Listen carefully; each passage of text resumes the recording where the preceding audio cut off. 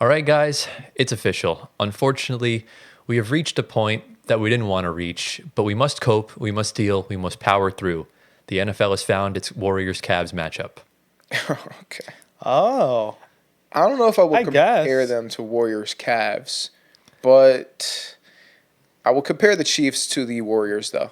Absolutely. That whole Mahomes, Curry, yeah. yes. Mahomes has a Curry effect to him. He does. You know what I mean? But he will have a longer dynasty than probably 3 or 4 seasons of rings. Yeah. Well, the only difference is that Mahomes actually gets the calls. Yeah. Curry's got like one of the worst whistles in the NBA. Oh, my God. I disagree. I think Curry in his prime, I think Curry's out of his prime, first of all. He's not. That's at a whole prime nother. anymore. That's fair to say. Yeah, okay. You said he's out of his like, I think Curry's out of his he's prime. in his mid-30s, so he's clearly out of his But he's prime. still But starting. he's still putting up good numbers, right? still So putting up some good people could numbers. argue that he's still in his Although prime. he did go scoreless in the second half against the Lakers the other night, but Did that's he? besides the point. Yeah. Someone that's out of their prime starting the All-Star game is insane.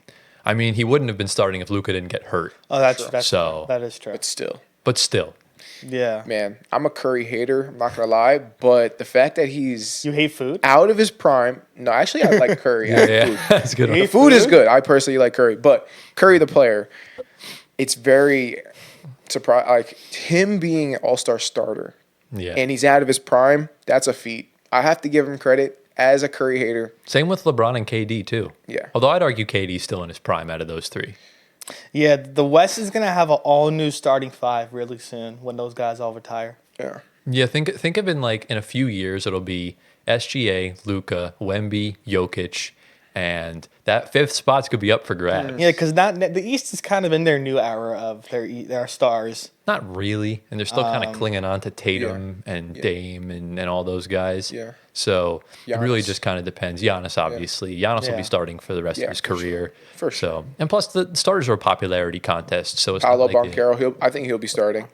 exactly. Oh, but, Paolo, For a yeah, couple years. 100%. Is he? but let's not talk too much about starters. We'll talk about that in a little bit. Yes. But yeah, obviously, what was I just lost my train of thought completely. We talking about football, right? Yeah. Yes. So yeah, I would compare this to the Warriors Cavs. Yeah. Except What is your whole take on when every year they release a Super Bowl logo, all the colors in the logos match the teams that are in the Super Bowl that year? That is pretty crazy. some fishy stuff going on in the Is, end. is that kind of just coincidence? Is that script that everyone talks about? Yeah, it's a script. Yeah. So you think the NFL is scripted like a Absolutely. movie? I don't 'Cause think I don't think it's scripted, but they try and get their favorable matchup. Yes, because my Niners should have won Okay. 2 of those Super Bowls. We should have won, but they scripted it, and they want Mahomes to get the wins because we played the Chiefs 2 times in the last Yeah. 5 years in You the Super choked. Bowl. You choked away the first one. No. You guys Bro, had a lead for most did of you the see game. the calls? You have to go back and watch the full Well, game. yes. Because the calls that were made, it was very close the whole time. I mean, we had the leads, but it was very close the whole time. The calls that they made completely switched the momentum, all that stuff. It plays a part. The amount of hate we give to NBA refs, which is warranted, It's warranted, we yeah. should double the amount of hate to NFL referees. Yeah. I actually think they're good up until they I ref a think Mahomes game. Then yeah. it's bad. I think their split-second decision-making, specifically with the Chiefs, is always favoring them. Always. Well, I mean, if you think about it, they're trying to paint Mahomes as the next Brady, and now that Travis Kelce's dating Taylor Swift, Roger Goodell had a feeling that ratings would plummet into the ground if the Chiefs weren't in the Super Bowl. So, I mean, so many games this year, it was like blatant cheating. It's been ridiculous. Nasty Yeah, work. So- and you have teams like the Bills, you have the Ravens, of course, that fell short as well, that are literally right there with them. Because the Chiefs don't really have a star offense not anymore. even all that good. Tyreek Hill is gone. I guess your team is just Travis Kelce, Mahomes. That's it. Yeah. I mean, Xavier Worthy is great, No. but there's no Tyreek Hill anymore. It's just Mahomes. It's just because, bro. Mahomes. I watched the highlights from that game. Kelsey looks like he's on his last. Yes. Kelsey literally did nothing in that game. leg. Yeah. Yeah, he fell off. It's just Mahomes. And It Mahomes will is. go. Do you think Mahomes will go down as the GOAT? He might. He might. But the only issue is illegitimate, I feel like. But you could say the same thing with Brady. I don't Listen, know. Exactly. It's a whole It's conversation. It's a whole rabbit hole. It's crazy that we're gonna have a Muppet in the Hall of Fame. Yeah. We're gonna have Kermit in the Hall of Fame. Yeah. His voice, we don't have to get into Yeah, we don't have to get today, into but that. But But it was a good game. Both championship games were really good. Unfortunately, the Eagles ran away with it towards the end of the game. Destroyed them, yeah. yeah. But the Chiefs game was better. It was closer, but Buffalo should have put it away, and it's just unfortunate. Serial playoff chokers. But I assume we're all rooting for the Eagles. Absolutely. I'm rooting for Oh yeah, Saquon Nobody. ring. Saquon ring. no, yeah, Saquon ring. Just to rub it in his face. 100%. Saquon deserves that. I'm Yeah. all happy because it proves how dysfunctional the Giants franchise is, and with them saying you don't base your team on a running back, look what the Eagles did. They based a team on a running back, Yeah. and look what they made the Super Bowl in a year with him on that team. Yeah. So if he gets a ring, that just gives them more reason to be angry with themselves. So I'm actually all for that because then actually go out and be like, all right, let's put our fucking like bulldozers to the Yeah. ground and let's start bulldozing through land. Yeah. Well, we were hoping this was going to be a short intro, but in true floor spacer fashion, it's kind of hard to say. It goes longer than expected. What's going on, everyone? Welcome to episode number 42 of the Floor Spacer podcast. Tyler Schwartz, Anthony Cavino, and Giovanni Squiteri coming at you from the studio once again. Lads, last episode of January. How we feeling? I'm feeling good today. We're doing good. Yeah. Yeah, January, February's coming. And that means Valentine's Day. That means the shortest month of the year. My birthday. That means a month Gio's closer to birthday, spring. yes. What? Yes, sir. Nobody cares. Okay. Oh, Anyway. wow. That is, Yeah. that is nasty. When Can I go now? Yeah. When's your birthday? You should know 25th. this. February 25th. You should know that information. Oh, you were almost born on a leap year. Almost. Oh, Yeah. Close. Yeah. wow. Tyrese Special, Halliburton's man. born in a leap year. Who? Tyrese Halliburton, Oh, is he? born on the 29th of February, yeah. Oh. Maybe that's why he sucks so bad. Hey, if he sucks so bad, then why'd he beat you all in the playoffs? Listen, last time We're I gonna get to checked, he's not starting in the All-Star game. Still, Anyway, that doesn't really matter. it matters to me. Okay, that's great. Two players of mine made it in. Yo, is Tyrese Halliburton a top 10 point guard in the league? Yeah. Yeah, so you can name. He's 10. He's 9 or 10. He's No. He's 8, 9. Okay. We'll make a list. We'll do that. We'll Bro, do that. He, We popped, should do he that. popped off in Paris, bro. We should look up. I mean, not look up, but we should like make a list top 10 point guards in the league. Oh, you know got why? it. Because he's not playing on his home ground. That's why. He goes to another country. He plays perfectly fine. Yeah. Hey, I guess it is what it is. He's not choking in front of his own fans. That's true, but then again, the Knicks haven't won a Game 7 at home since like 1960. Oh, he's- So That's fine. Stop talking because he's gonna That's continue fine. to go back. To I'm the just Knicks. cooking right You now, know, bro. We are locked today. if we don't go to Game 7, we're fine then. You know, just gotta avoid Exactly, it. just got to avoid it. That's so, a sorry response. That really was. No, But- just don't go to Game 7. Yeah. Just win. Anyway, obviously, with February right around the corner, you know what that means? Trade deadline. Today is our trade deadline special. We were going to do it next week, but by the time the episode would air, all the trades would be made. So we're going to do them all today. So we have 21 trades in total. That's right, 21 that we're going to basically one trade that each team should make. And we'll get into that later on in the episode. That'll be the last segment. As far as today's episode, we obviously will be we'll be talking about the All-Star starters. I have my player spotlight again. We're going to talk about two controversial topics that have kind of been going around the NBA. And then we have obviously more injuries because that's typically the theming of our episode.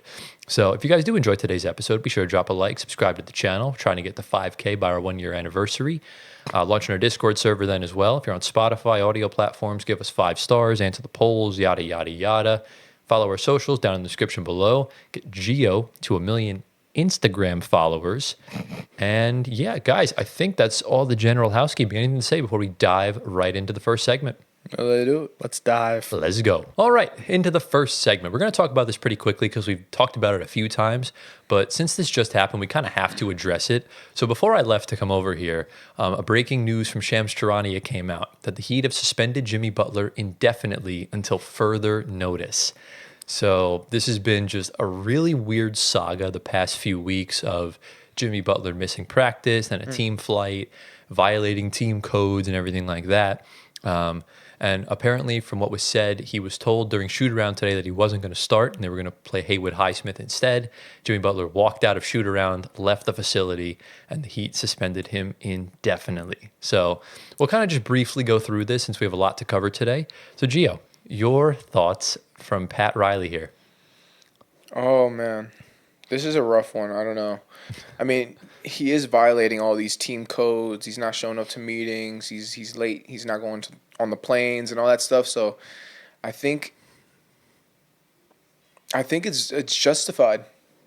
That's my thoughts on this. I Oh think. my! Wow. I think it's justified that Pat Riley. I'm about to put Indefinitely his. Put him in his place. Put him in his I'm place. about to put you Go for it, bro. down like that Snapple bottle is right now. Yeah, I'm so sorry that you drink that. You're gonna have never mind.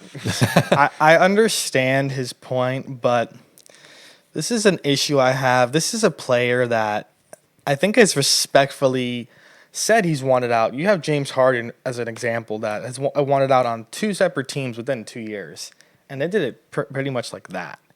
I don't know why Jimmy. It's a special case where they just want him to rot there when they know he's leaving in free agency. So if you're Pat Riley, you kind of want to think about it and you're like, I kind of need something in return for him. So trade him.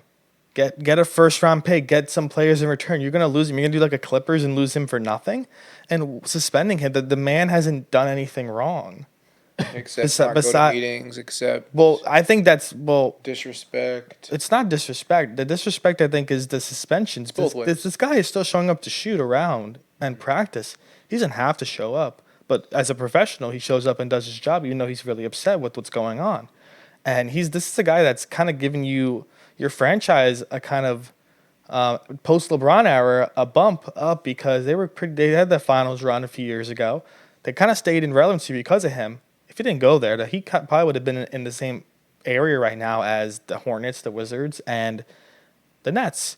But since he went there, he kind of saved Spoelstra's career a little bit. I feel like Spoelstra would have been in a hot seat for a little bit because it would have been a rebuilding Heat team for a while. Mm-hmm. So you got to credit him. He players and Heat execs probably, besides Pat Riley, of course. Yeah. And I'm sure Spoelstra, they all feel bad for what's going on. And he wrote it out the law. Let me ask you. Whose decision is it to start and bench players? Spoels. I think No. It's not. The GM can make decisions. But Yeah. okay. There was a Nets game. I don't know if it was last year or 2 years ago. I think it was either Steve Nash or Jacques Vaughn subbed in Day'Ron Sharpe into the game. Sean Marks yelled from the side, "Why is he playing? Take him out." Or it was one of the players. Yeah, but you could overrule. You can overrule them so, easily. yeah. That's So why that's Pat Riley's. That's why the coach is a scapegoat a lot of the time. Yeah. So, and look, I agree with Antoine in the sense of Jimmy has been disrespected for years now by the Miami Heat. Okay. Yes, they've been to 2 finals. Can you get him some actual help? Like the fact that he's taken 2 teams full of undrafted players to the NBA Finals on low seeds is impressive. And the Heat have been passive every single offseason, doing nothing to make this team better.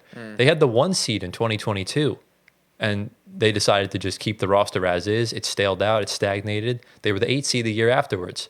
And then they were like the 9 or 10 seed after that. So Pat Riley's done, quite frankly, nothing to make this team better. I'll also add to this. Pete already didn't get players. You think they're really going to want to go there now after what's going on with Jimmy Butler now? Exactly. Probably not. That's a good point. Yeah, and we've seen this is not the first time a Jimmy situation is ending badly. It ended badly in Chicago, ended badly in Minnesota, and ended badly in Philadelphia. So maybe it's a Jimmy problem. It could be a Jimmy problem, but I don't think it is in this I case. don't know, man. Because both ways. this is nowhere near the level of what James Harden did in Houston and what James Harden did in Brooklyn. But at the end of the day, And Philly. Philly kind of, but they were going to trade him. Mm-hmm. But at the end of the day, they traded James Harden when all this got bad. Instead, Pat Riley just keeps taking the PR punches and keeping him around for absolutely no reason. Yeah. You're just tanking his value even more when you can easily just get him out the door. Right. That's just a bad GM. Yeah, you're mistake. not doing your job. You're supposed to. Yeah, Right. you're supposed to do your job better. Is he doing this out of spite towards Jimmy, or Abso-fucking-lutely he is. Yeah, that's the one thing. And for that reason he should go. Like the owner should fire him. He should. Wait, is he the owner or is he just the GM? He's not Or is he the both? I don't think he's the owner. He's not the he's the president of basketball operations, Yeah. I believe. Okay. But He's not the owner. But yeah, I mean, Pat Riley is 1,000,000% bitch made for this. No respect towards Jimmy Butler at all in this situation. They keep levying down suspensions for the littlest of things. Right.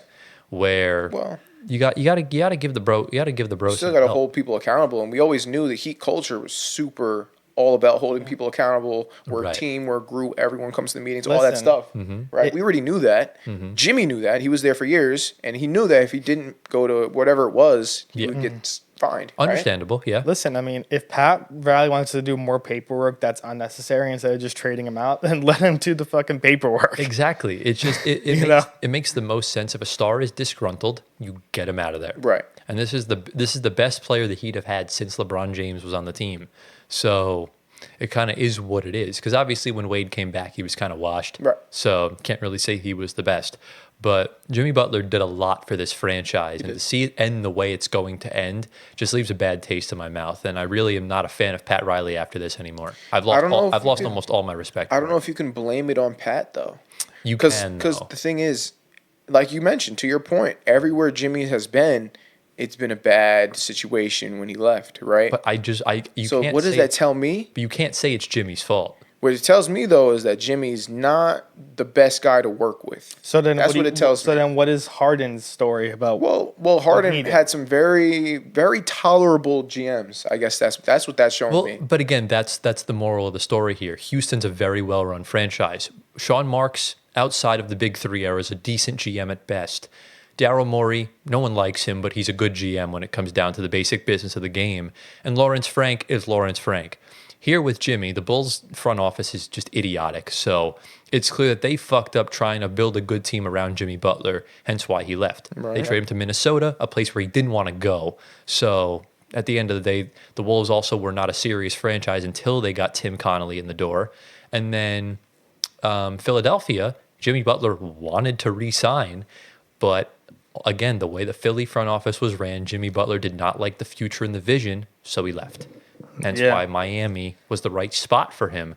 And now that... It's a shame he left. He should have stayed in Philly. No, Jimmy would have found himself in more trouble there with Embiid's problems, I felt like. No, I don't think so. They would have won a championship, I guarantee it. Ben Simmons would have still been over there. No injury would have happened. They would have been fine if he stayed in Philly. We never know. That's something we could talk about in the future. I think Jimmy would have wanted out in Philly because of the Embiid stuff. A lot of the drama. Embiid would have been fine because they're winning. When people are winning, there's no drama. That shouldn't be an issue. But Embiid could still win with Maxey and his guys now.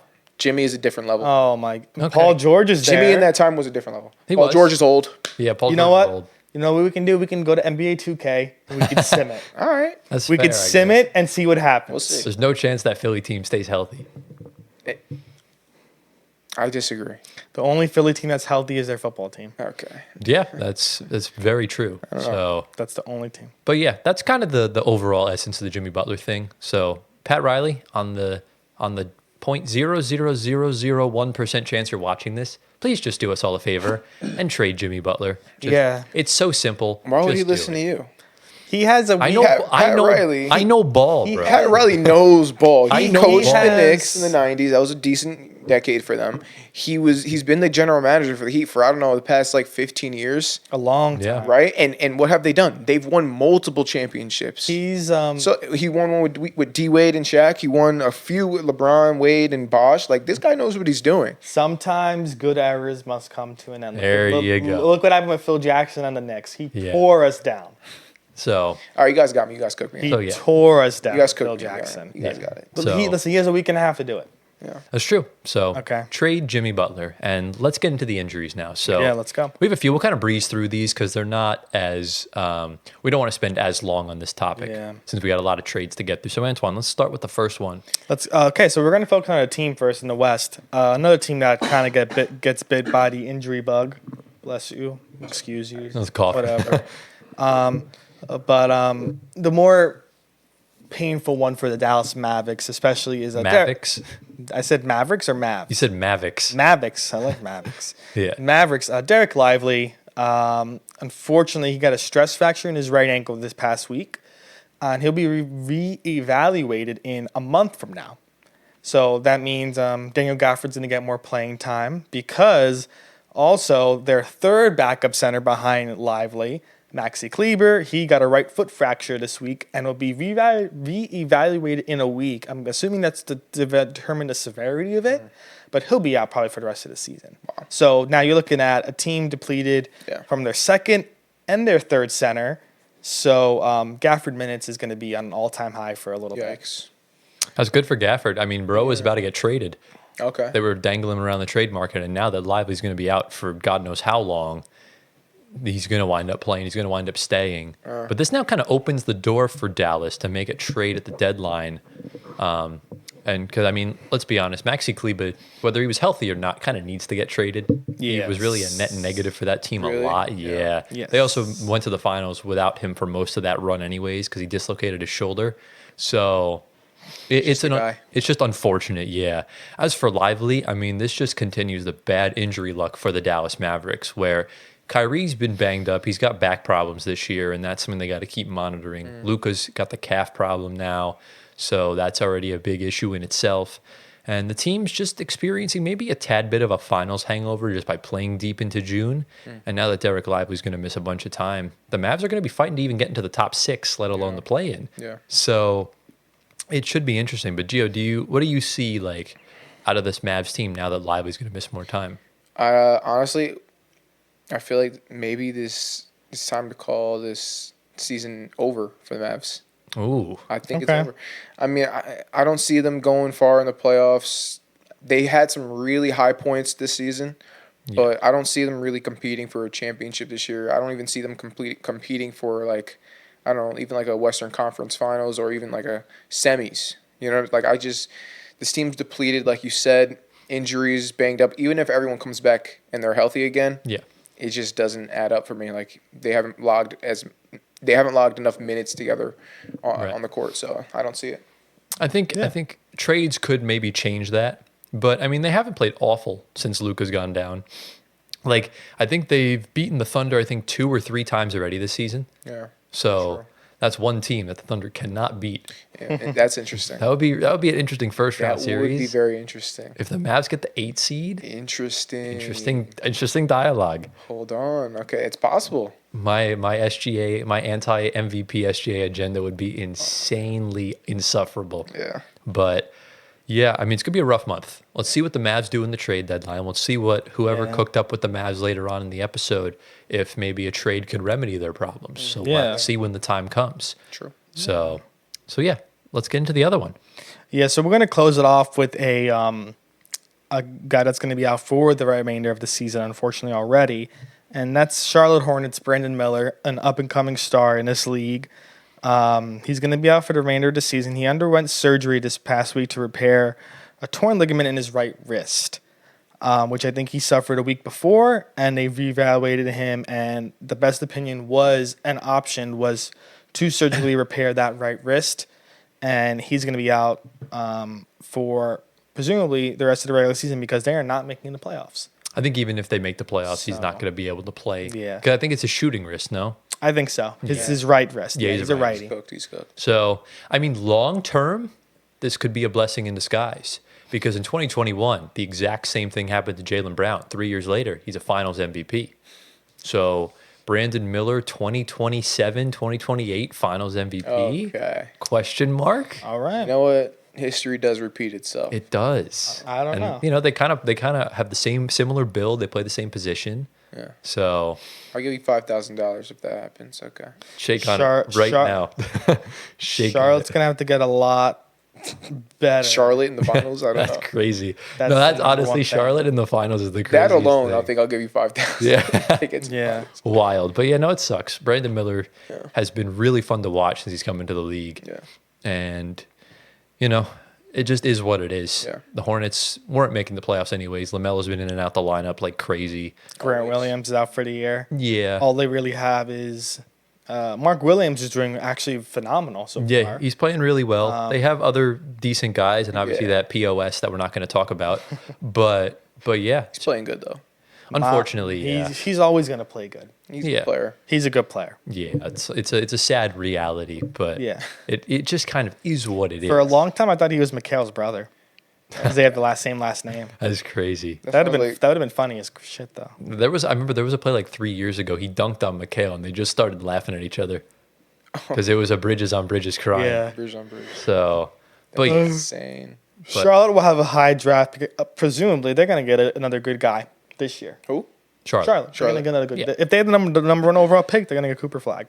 Could you No, imagine? I think they'll be don't okay. subject him to the Charlotte Hornets. But if So- no, that would be good. Melo and Cooper. That's another team. That would be but nasty. That's like another team that can't stay healthy. You don't want Cooper Flag going. I don't think that. I think Coop is like a super like I don't think what's the word? NBA. He doesn't Durable? get in durable. Yeah. Yeah. I don't think the NBA cares that much about Charlotte. No, especially now that Jordan sold the team. Jordan sold the team. Yeah, I don't think. There's only one spot he's destined to go to. I think the NBA loves LaMelo Ball. Exactly. They do. They love him. They also love putting stars on. They also love Brooklyn, New York. No, they love Yeah. they love the Wizards getting young guys. Yeah, but They care more about Melo, I feel like. They care more about LaMelo, but like, Yeah. if you're just as far as a marketing standpoint goes, if it comes down to the Wizards, Jazz, Nets, and Hornets, You know what's gonna have to be perfect?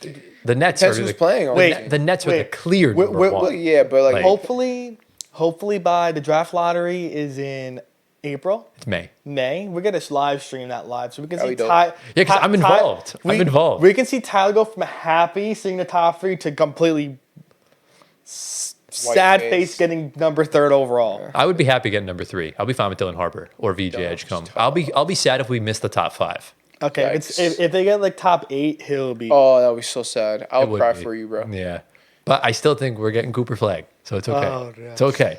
But Odds are. the odds are in our favor. I You know, think. you know what the similarity between that is that they love giving the number 1 picks to teams that are in black and silver. Do they? Oh, because it's Spurs. Wemby. And the Nets. Yep. Well, this might be the year where that ends. Capture the flag. No, it's gonna happen. Don't worry. It's okay. But as far as the rest goes, do we have anything else to say regarding the injuries? All right, let's get into the next segment. All right, we're going to get into All-Star Weekend, specifically the starters that were just announced this past Thursday on TNT, a la the Big Four on Inside the NBA. Did you guys watch any of that or no? I saw it on YouTube. Did you see Shaq mispronounce everybody's name he was announcing? Yeah, I had to, it had to have been intentional. There's no way it wasn't. Like, Yeah, Shaq, yeah, I he's a think clown. he called who? I think he announced Jokic. He said Jokic. He said Jokic, and then he said Shea something Alexander, Gorgeous. Gilius Alexander. Gorgeous Alexander. It was just really funny. Yeah. But we're going to start off. We're going to go by conference to both conferences, of course. We're going to start from where we live geographically, which is in the East. So I'm going to start off with the backcourt and make our way to the front court. So in the backcourt, we have Jalen Brunson and Donovan Mitchell. Insane. Working on the way to the front court is Jason Tatum, Giannis Antetokounmpo, and Karl Anthony Towns. So we have the 5 guys I had making it. I think no shocks for me. I would think the same for you guys. I'm happy that 2 Knicks are in. They overpopulate the starters by 1 That's kind of crazy. Yeah. Knicks are in the because it's All-star. two out of Wow. everybody else's 1. impressive Knicks. Yeah. I think they went 3 for 3 on the front court. They hit. I think all 3 clearly. Yeah. I have a humongous problem with the guards. More in the fact that LaMelo Ball had the most votes and not a starter. Yeah. Like crazy. And Yep. He should be. he should be a starter. Yeah. I don't I would care. take I don't care LaMelo. if he didn't play enough games. He should be starting. Yeah. He should Yeah. be starting. Donovan Mitchell, I'm okay with it. Wouldn't have been necessarily my first Who would choice. be your first? I think that in all genuine honesty, if it wasn't going to be LaMelo Ball, I think you give it to Dame and Trae Young. Damon Trae Young. Okay. Ooh. I'm not against that at all. I'm Yeah. not I against think- I thought you were gonna say Cade. I was like, all right, slow down. bro. No. But I do think LaMelo, Damian Lillard, and Trey. Trae Young all should have got in over Brunson, in my opinion. Brunson should have been a reserve.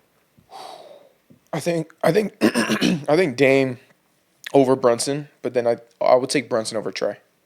I don't know. Trae- Unfortunately, I think there are a lot of Brunson lovers that are not Knicks fans. There are. no, it's just New York bias. New York. It is a lot. Yeah, there's Yeah. a ton of people. But I don't think all the votes were New Yorkers. Well, remember, there's- there's it's fan votes, it's media votes, Yeah. and it's player votes as well. Yeah, I think the players and media overruled. Yeah, but Trey LaMelo and all still those should have been guys. starting anyway. I agree with that. Because I don't, yeah. because I don't like Brunson's having a good year, but it's nowhere near last year. Yeah, he was It amazing. was a humongous downgrade on last year's season. Yeah. So I mean, the reserves are announced, this Thursday. So I'm sure they'll be in the reserves. Yeah. And then They better be. whoever gets in. I think there's 7 guys they choose. 7? I think it's either 7 or 8. Yeah, so we'll see. You know who's severely underrated? Who? Josh Hart. Yeah, but he's not an all-star. Obviously, he's not that level. an all-star. But Not an all-star. he is a hell of a player, man. He's I'll tell baby you. he's baby Jokic. Hell of a player. I I wouldn't think say he's that. better than Draymond in his defensive player of the year. Baby Jokic. Year. He's better than Draymond. He just gets a lot of rebounds. Josh He's puts up insane. triple doubles, but it needs to be a game where he is rebounding and passing and scoring like just layups. Just like everyone else. He's a very hero or zero player. Yeah. Yeah. He's either playing very well or he's playing very bad. I don't think he ever plays very bad. He has some stinks. If he's not scoring, he's always playing good defense. He's always again, rebounding. a very bad game doesn't mean you're just not scoring. There could be a game where you're But just he's not consistent with defense. He's consistent. I'll tell you with what, he's more consistent than the guy they traded 6 first-round picks you're right. for. You're right so about that. there you go. We can talk about the Knicks. Yeah, we'll talk about the trade later. Talk deadline. about the Knicks later on. We'll Yeah, talk yeah. about after trade deadline season. All right. So what are the West? What's the West looking like? All right, so the West is a glimpse of the future and the now, and a lot of glimpse of the past, but still the now. So starting it off with the backcourt. Shai Gilgeous-Alexander, of course, with Steph Curry. The front court, I am assuming KD is going to be the 3 and LeBron's going to be the 4. And then at fifth spot, you have Nikola Jokic. Insane. Wrong conference, buddy. Did you do that on Sorry, purpose, bro? I did it on purpose. Remember, it's also not East versus West. So It's not East versus West? What do you mean? it's the 3 teams Yeah. with the rising star. Oh, team. yes. But, I mean, it's on the articles, guys, they're though. saying it as West. Yeah. Right, yeah, because they vote by conference. Yeah, so Jokic rounds out, of course, that starting 5. Yeah. Absolutely. I wouldn't say I have a humongous problem with the starting 5. No. I think the only thing I would change is replace KD with Victor Wembanyama.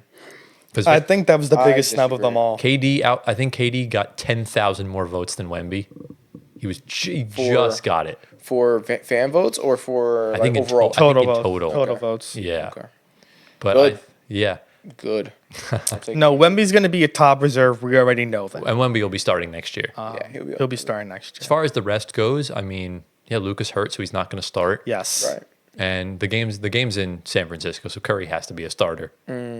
Oh, okay. That's true. Interesting. Yeah, and then you can't obviously, if LeBron and Joker aren't starting, then there's something seriously wrong with the NBA.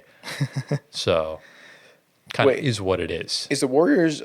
Did my voice was correct? Yeah. Is the Warriors arena in Oakland? No. Or is it's in actually? The Oracle was in Oracle was in Oakland. was Oakland. in Oakland, so it's in San Francisco. across the bridge. Okay. Yeah, the Correct. Chase Center. Yeah, Correct. Okay. Oakland's lost everything. Yep, they have. It's unfortunate. Um, They're cooked. Yeah. San Francisco. that is, that's everything. They will, of course, cover the reserves next week because they're going to be released in a few days from now. Yeah. But yeah, that's it. We got our voting done with, and now we have everything set in stone for a few weeks away from now. Let's go. Before we get into the next segment, just real quick, hot take or hot pick. Who's a first-time All-Star this year? Who's going to be a first-time All-Star? Cade Cunningham. I think I might agree with you on that. Yeah. I think it might be Cade. I think Cade. He should get That's it. the first name that comes to mind. Who else am I thinking right now? From the West, I'll go with I have a long shot. I'd love to see get it West. For the West? for the West. What position? Is Ja already an All-Star? Yeah, Ja's been an All-Star. I'll a go couple Triple times. J. Triple J. He's, No, he's dead. also been an All-Star. Oh, he has? Okay, never mind. Hold on. Let me think of Yeah. non-All-Stars. I'll tell you, there's only one correct answer to this because he's the only guy that has a chance. In the West. Norman Powell. Oh, yeah. Yeah. Norm. I would love to see He that should happen. be. He deserves it. He won't get it because the West is stacked. J-Dub also could get it as well. I don't want J-Dub. Yes. To get it. I want he J-Dub probably could. will. J-Dub's okay. The coaches vote on it, so Yeah, I think J-Dub and Powell will be up there. I think the players would definitely have their voices in for both of those guys. yeah. So we shall see. But lads, Okay. any final thoughts on the All-Stars before we get into my player spotlight? Let's go. Let's do it. All right. Welcome back to Tyler's Player Spotlight, where I choose a player quietly playing really well or quietly playing really bad. Obviously, these guys get 3 attempts to try and guess who I'm talking about today. And lads, let's just not waste any more time. What do you got for me? I'll start it off. Is this player hooping? He is. Oof. Okay. Okay, you want to do by conference? Is your player white? No, That did not help at all. No, it does help. It does. If the player's white, then that narrows it down. that's true. Yeah, there's not many white players in the NBA. Yeah. Is this player currently playing for a top 6 team in both conferences? Let me go take a look real quick. So A any of top the six. top 6 teams in both conferences. Top 6 teams in both conferences. Okay, that is a no. Oh. Okay. Is your player in the East? Yeah, that's already 3 questions, sir. Oh, I thought it was 3 each. We don't get 3 each? Nope, it's 3 Come on, concurrent. Been doing this for how long, Gio? This is You like know this is what? like the 6th time I'm we've about done to change this. up the rules. You on should you. know this by now. So should. So this is someone from a playing team below. I'm only going to give you a few seconds to kind of give me a guess, so we don't. Name the teams right now, Anthony, quickly. Who's Ooh, below this? you know what? I'm gonna go with I'll tell you who it is, Gio. So Washington, Charlotte, Toronto, Brooklyn, Philly, Chicago, Atlanta, Miami, Orlando, Utah, New Orleans. Just tell me the play-in teams. Don't tell me anyone below. Okay, so play-in teams: Minnesota, Phoenix, Dallas, Sacramento, Orlando, Miami, Atlanta, Chicago. Okay, so I'm gonna give names. So each conference. So Mark Williams for the Hornets has been lighting it up, Okay. and Trey Murphy for the Pelicans has been lighting it up. I doubt it's Mark Williams. I don't know why. That's what my gut is saying. Could be. It could be. Could Mark be. has been lighting it up. Had his like- career high the other night. Yeah, Mark. You has want to been, guess Mark Williams? I'm gonna guess Mark. You can guess Trey Murphy. All right. All right. Go ahead, Gio. Trey Murphy. I'll Okay. go with Mark Williams. All right. Well, it's not Trey Murphy. I was so close to choosing Mark Williams.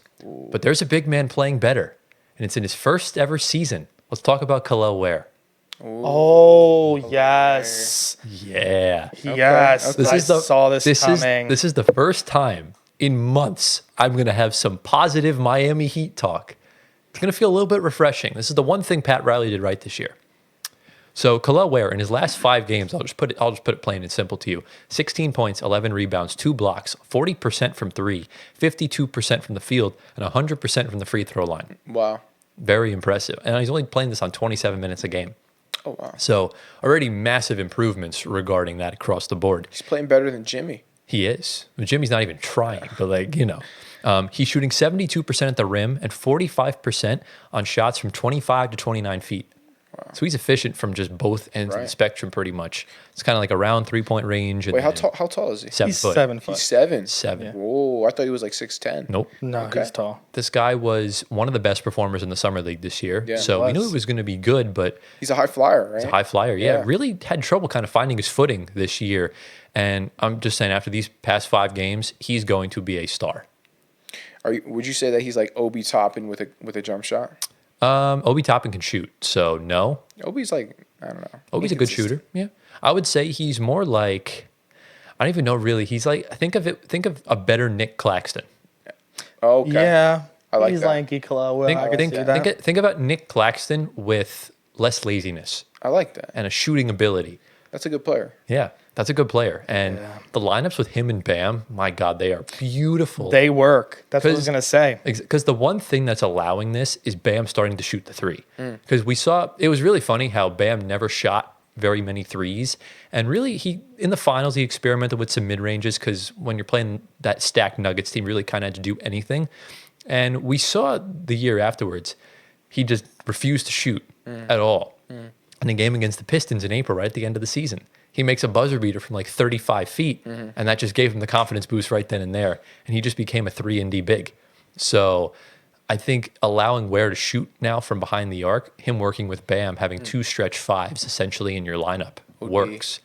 Yeah, listen. Both great defenders as well. Exactly. And also, Kel'el Ware is first in the league in 3-point percentage, under 2. No, let me finish. Okay. And 3-point percentage for roll men. So bigs that set screens and roll to the hoop. And he's shooting him at 38%. Wow. Yeah, listen. I Just mean, under 2 attempts per game, too. So he's efficient with it. Right. talk about another team that has a really solid young core. Presumably going to be even younger if they trade Jimmy off and get some young pieces. But Kel'el Ware, we all know, of course. Jaime Jaquez from last year was in the All-NBA rookie team.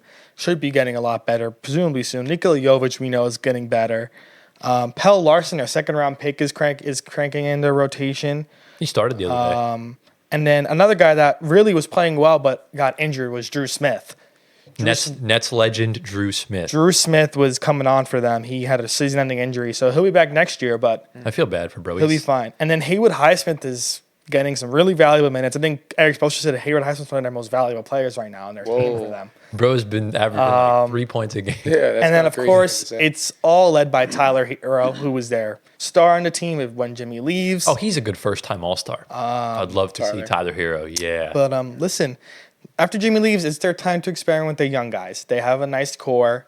They're going to have to probably go that route like the Wizards are going right now and the Charlotte Hornets. Yeah. But they can probably have a time where they are retooling, not rebuilding, because you have Bam as well and you have Tyler Hero. Still got good players. So Exactly, yeah. they can retool and have their young guys be a part of that retooling and be like a top playing team, presumably. Yeah. Which kind of, I think, is their benchmark right now. Exactly, yeah. I think right now Miami's kind of got a lot of avenues to go in, but a lot of that can be accelerated if you trade Jimmy Butler. Like, that's really what they have to do, and we've already talked about this. We won't go more in depth into it, but that's just what it is, right? You get rid of the disgruntled asset, you bring back in a younger asset or whatever. But the problem is, where are you going to trade him to? Because if you trade him to Phoenix, you're not getting anything back from them. So you have to get a third or fourth team that can maybe give you something in return. Yep. But the likelihood of that happening is nothing. So it's kind of tough with that. But you look at the situation they're in right now. You obviously have your young foundation pieces of Tyler Hero, Bam Adebayo, Nikola Jovic, depending on if he keeps improving, and obviously Kel'el Ware enters this, comfortably. So we'll see what else they can do. They have good vets behind him, and you have one of the best coaches in NBA history. Yeah. So the Heat will be fine regardless of what happens with Jimmy Butler. It's just for a PR standpoint and just for, the player empowerment era to get him the hell out of there. So You're talking about Jimmy, right? Yeah. Yeah. But as for Kel'el Ware, look, this I think is a more primo version of what Detroit tried to do with Isaiah Stewart and Jalen Duren. Because Rudy can't shoot threes because it's hard to compare to Minnesota. Yeah. But Jalen Duren is an okay shooter. He shoots maybe 25% from three. But Isaiah Stewart's a stretch five. And I think this works better in the sense of Kel'el Ware, like Jalen Duren, is a lob threat. Whereas Rudy can, but really just kind of roams around in the paint. So Rudy can what? Rudy's not a lob threat necessarily. Okay. Rudy just kind of roams around I in see the what you're paint. saying. Okay. He'll get the open pass in the I dunker thought you said spot. Rudy's a 3-point threat. No. I'm like, hello? No, Rudy shoots 3% from three. Oh my God. But yeah, I think that's like the main gist of it. But what are your thoughts on Kel'el Ware's future, Gio, with Bam Adebayo in the lineup with him? I think your explanation of how he's a Nick Claxton but less lazy, shoots better, is very it hits it right on the dot. I feel like if that's the player he is, I think he has a very bright future. Yeah. With the Heat, and I do like where he's at, even though there's all this controversy going on with the Heat right now. Yeah. I think that's a great place to develop as a young. It looks like he might be a star. Oh, So, absolutely. it's a great place for him. So yeah, I'm happy for him. Excited for his future. There's one place I think would have been better. It really sucks because he was just one state off. I was going to Stayed off. What, Atlanta? Yeah, imagine bro, Trae Young with True. Kel'el Ware. That would be Damn. nasty. That's nice. Yeah, I mean, move Capella, you pair him with Jalen Johnson, it works really well. Yeah, I mean, look, if Tyler Hero is going to be your two guard, if the Heat could find a playmaker in replace of Terry Rozier at some point, that's going to be huge for his development. Yeah. So I'm not sure who that would necessarily be, what point guards are on the market by then, or if they draft someone that could also be on the cards. Right. But we'll see when the time comes. But yeah, it's kind of the main gist regarding Kel'el Ware. I like that. That was a really good pick. Yeah. Thank you. Yeah, I was going to pick Mark Williams. Shout out Devin Booker. He's been hooping as well. Yeah, I was thinking Devin Booker. Devin has been hooping. Devin Booker's been on fire, but the Suns have been garbage. Dookie. So, and yeah, shout out all the guys that are just hooping because, we all want to show them some love at some point. Yeah. So, any final thoughts before we get into the next segment? Let's go. All right, let's do it. All right, into the next segment. We're going to get a little bit more serious here as I kind of expected this to happen this season, and I was hoping it wasn't, but I'm not surprised. Let's talk about the MVP debates, something that has really heated up over this decade specifically, as far as like the big men being back and just the domination of certain players. And this year, it's kind of no different. So let me give you some context. So obviously, this all started really in 2019 when Jonas came onto the scene. Jonas really just elevated his game, became one of the best players in the world, and is arguably a top 20, 30 player of all time already. And he won 2019s. He won 2020s. That one was a little controversial. LeBron had a really good case as well. Then 2021, 2022, Jokic came around, and Jokic really became the best player in the world. And then came 2023. 2023 is really where the MVP debate started to really take a nosedive, where the narrative switched. Kendrick Perkins said some things on national television, and a lot of just gross media agendas came about. They gave it to Embiid, and then last year, Nikola Jokic won his third MVP in 4 years. This year, it's really a two-man race at this point between Nikola Jokic and Shai Gilgeous-Alexander. Nikola Jokic is having probably his best season of his career. He's having the best box plus minus year in NBA history, beating himself from 2 years ago and 3 years ago and last year. He's averaging a triple-double. He's averaging 31, I think 11 and 10. Wow. Is he going to get it? Well, let me get to that. So he's averaging 31, 11, and 10. He made a full court shot the other day in a game where he dropped 35 points, 22 or 27 rebounds, and 17 assists, and is really carrying a Denver Nuggets team that really isn't that good, if we're being honest, and has completely switched the narrative around Russell Westbrook completely. I think it's the Russ effect. Maybe it is, maybe it isn't. Go ahead. But Shai Gilgeous-Alexander, on the other hand, having a very good season, averaging like 30-something points. I think he's leading the league in 30-point games. The Thunder are on like one hell of a heater this season, having a really good season. So you could really make the argument for either or. The problem is the rhetoric that's being said is where I have the problem. Because it's no longer about propping up your guy. It's about tearing down the other guy. And the things people are saying are quite frankly not acceptable. And these people that have these platforms and are blessed enough to make money doing this are really kind of ruining the integrity of the profession. Like Lou Williams the other day said, basically saying that, oh, Jokic is like, I think he said he was like passing the ball too much. He's like get his teammates involved. Like he basically said that he's too good for the award. Kendrick Perkins said that the MVP is beneath Nikola Jokic. That's the excuse. Well, that's facts, though. It really is. But that's the leaps and bounds we're going to now. There's people still saying... There's truth to that, though.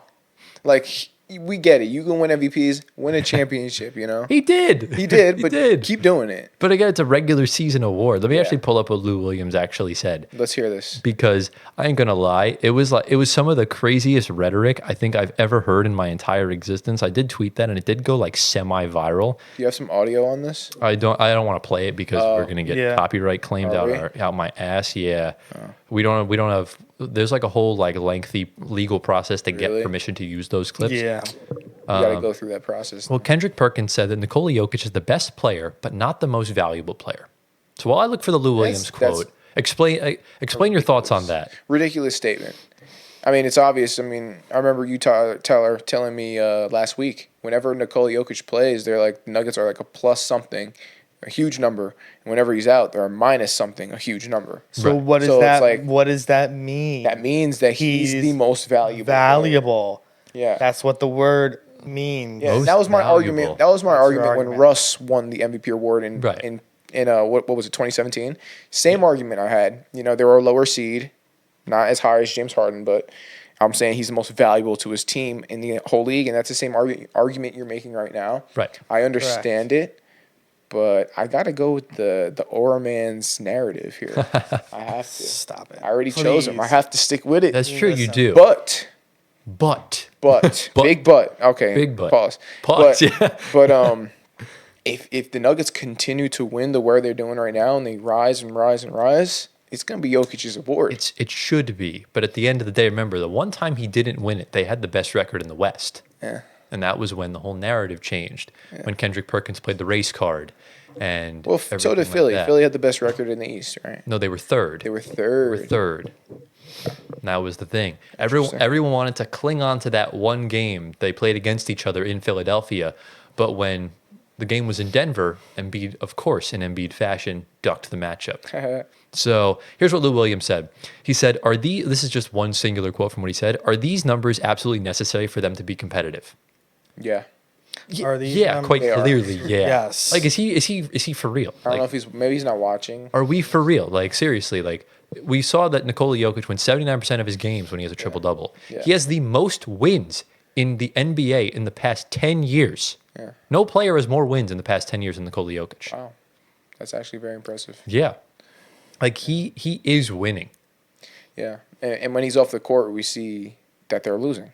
Exactly. So it's Like- key that he's there and putting up these numbers. I don't know what his argument is, Lou Williams I'm talking about. we're in here's the problem. We're in an era where and this is where it contradicts itself, because we're in an era of guys like Gilbert Arenas, guys like Lou Williams, guys like Evan Turner it's a xenophobic agenda, which What does is, that mean for the people? Isn't xenophobia like essentially not liking people from outside of the United States or outside of your country? Maybe.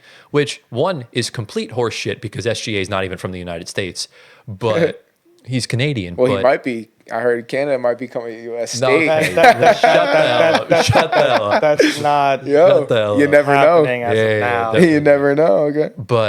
But yeah, I mean, we're in an era of intense xenophobia from a lot of these former players. And except Kevin Garnett. I'll give Kevin Garnett credit because he said the other night, Jokic is Wilt.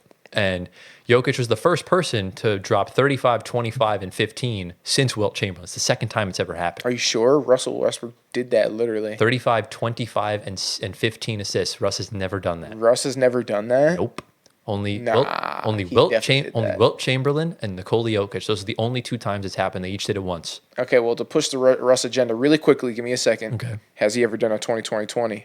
No, but Exactly. he will at some No, point. it's He not will. going to happen. Russ, let's go. If that Keep game went to bro. overtime, he 100% would have. Yeah, but he's not getting it. Okay, we'll see. Oh, But I mean, look, plain and simple, we're seeing a lot of desperation now from the media to not give this award to Nikola Jokic. We've already seen them go the lowest of the low to give it to Joel Embiid. And we're going to see that again with SGA. And look, SGA is only 27. He's got plenty more to win when Jokic retires. And I also don't like the thought of giving someone else the award because, Kobe only won one or Dirk only got one. Like, that doesn't matter. That has nothing to do with this year. The award should go to the most valuable player. Agreed. And we're really starting to see, like, Jokic is beating voter fatigue. I think he is. And I think he's starting to cement a clear-cut top 10 all-time legacy. Wow. He's playing If he wins it or regardless? even regardless. I think in genuine honesty, outside of LeBron James in his peak, I don't think I've ever seen a better player than Nikola Jokic. He might be the best player I've seen with my own eyes. Blaze. Are you sure? Yes. Absolutely.